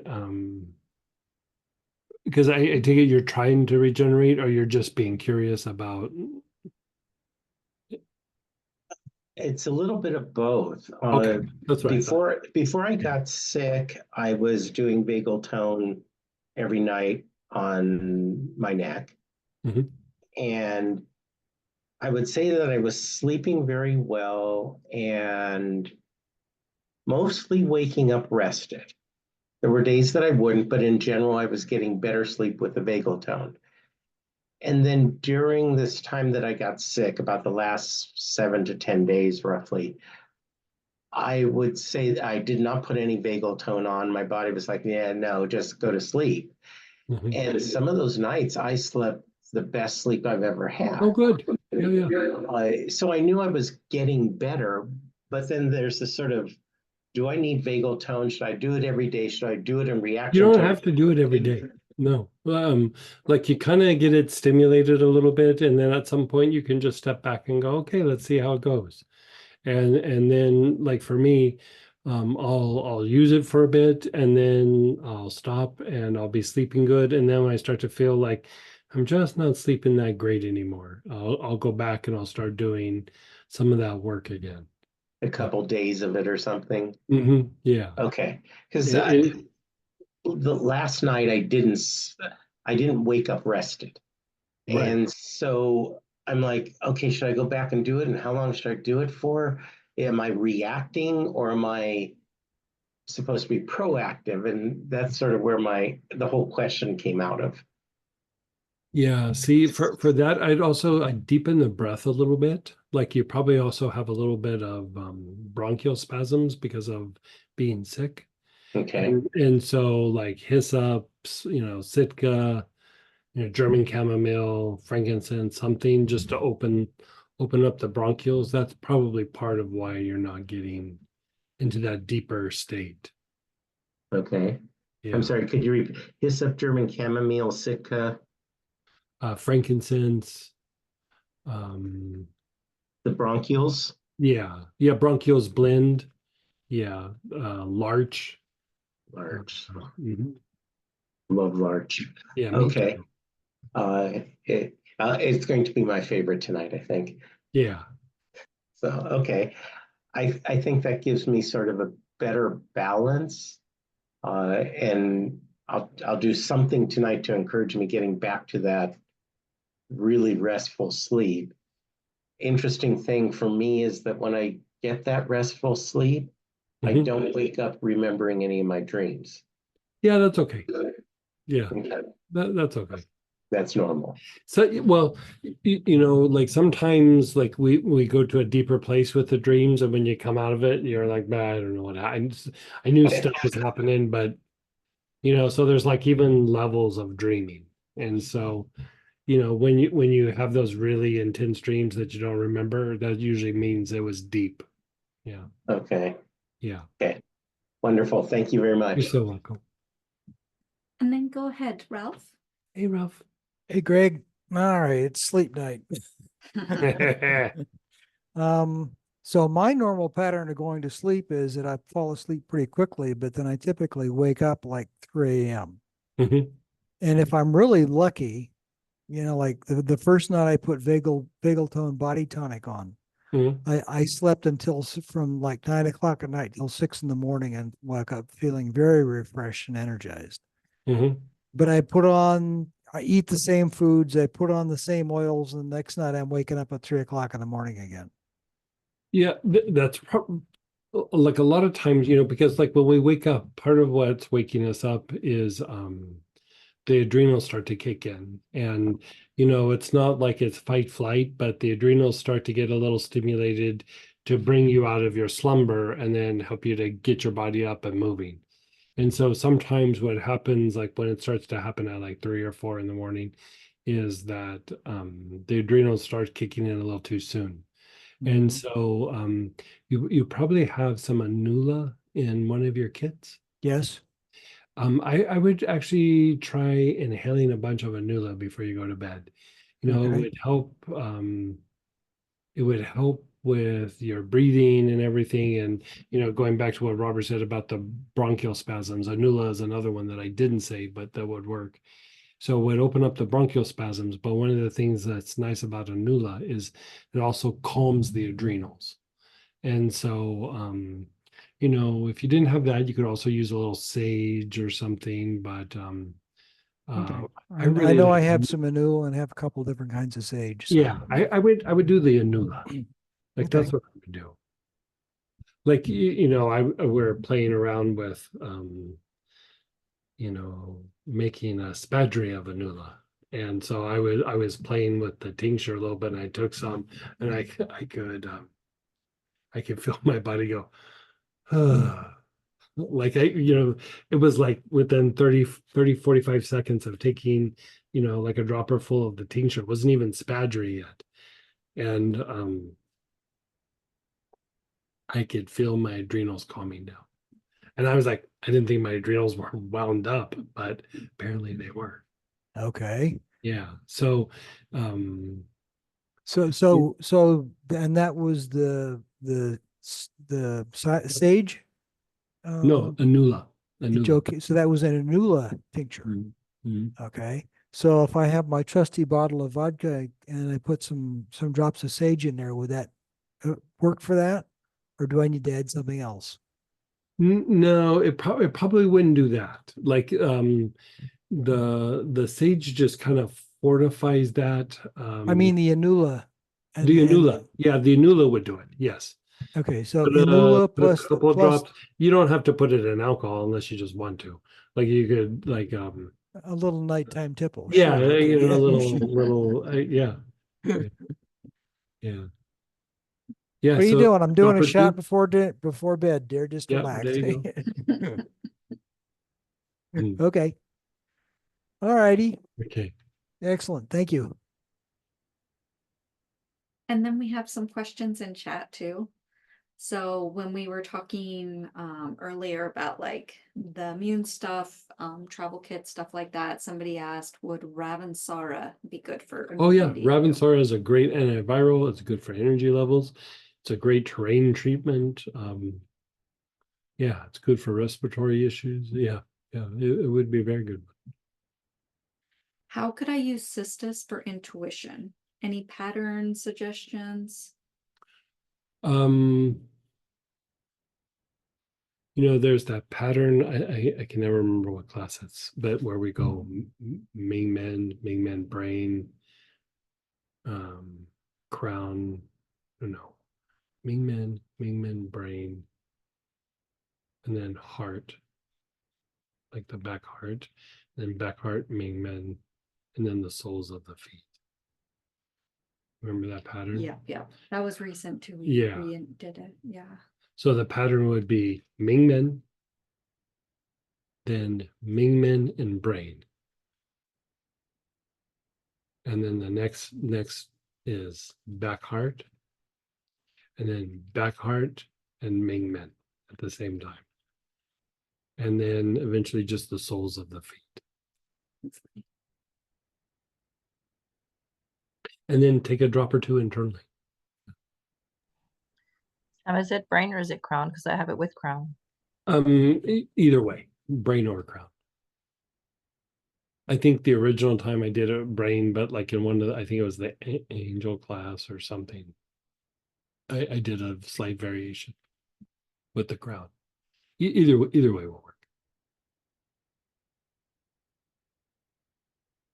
And with the thieves immune support, people are like asking, can you take an internal? We make it a body tonic. Will you kind of explain what our thieves immune support- you know, thieves is like something that Young Living made, but that's not the original thieves blend. It's just something that they named their immune blend for, and they talked about the story. And so everybody thinks of thieves as that's the blend. It's not even close to the blend. I mean, there might be one ingredient that's in the original ingredient, the original formula. So the original formula is not meant to be taken internal. It's actually a topical application. And so the actual formula that those thieves that went during the plague and were stealing from the houses and everything, they would rub this stuff on and then they wouldn't get sick. And so that formula is still on it's still on file in the place that happened. And so I just basically duplicated that original formula that was on file. And so it's meant to be topical. It's not an internal process. Yeah, it is a topical application. And then on that, Greg has a whole write-up about what it is, what it's good for, and things like that. And the formula. Like I in the write-up, I put the formula in there, So basically we made the herbal formula to make into the body tonic, and then we add the immune support, which is incredibly antiviral. So we got to jump over to the Star Prayer Petitions. Thanks for a good session tonight. And we have our study group tomorrow night for the angelic healing. And I was looking at you because I can't remember the class. And so join us for the prayer petition blessing here if you can. And if not, hopefully we see you on the weekend. Like this weekend, it's a free class, it's abandonment.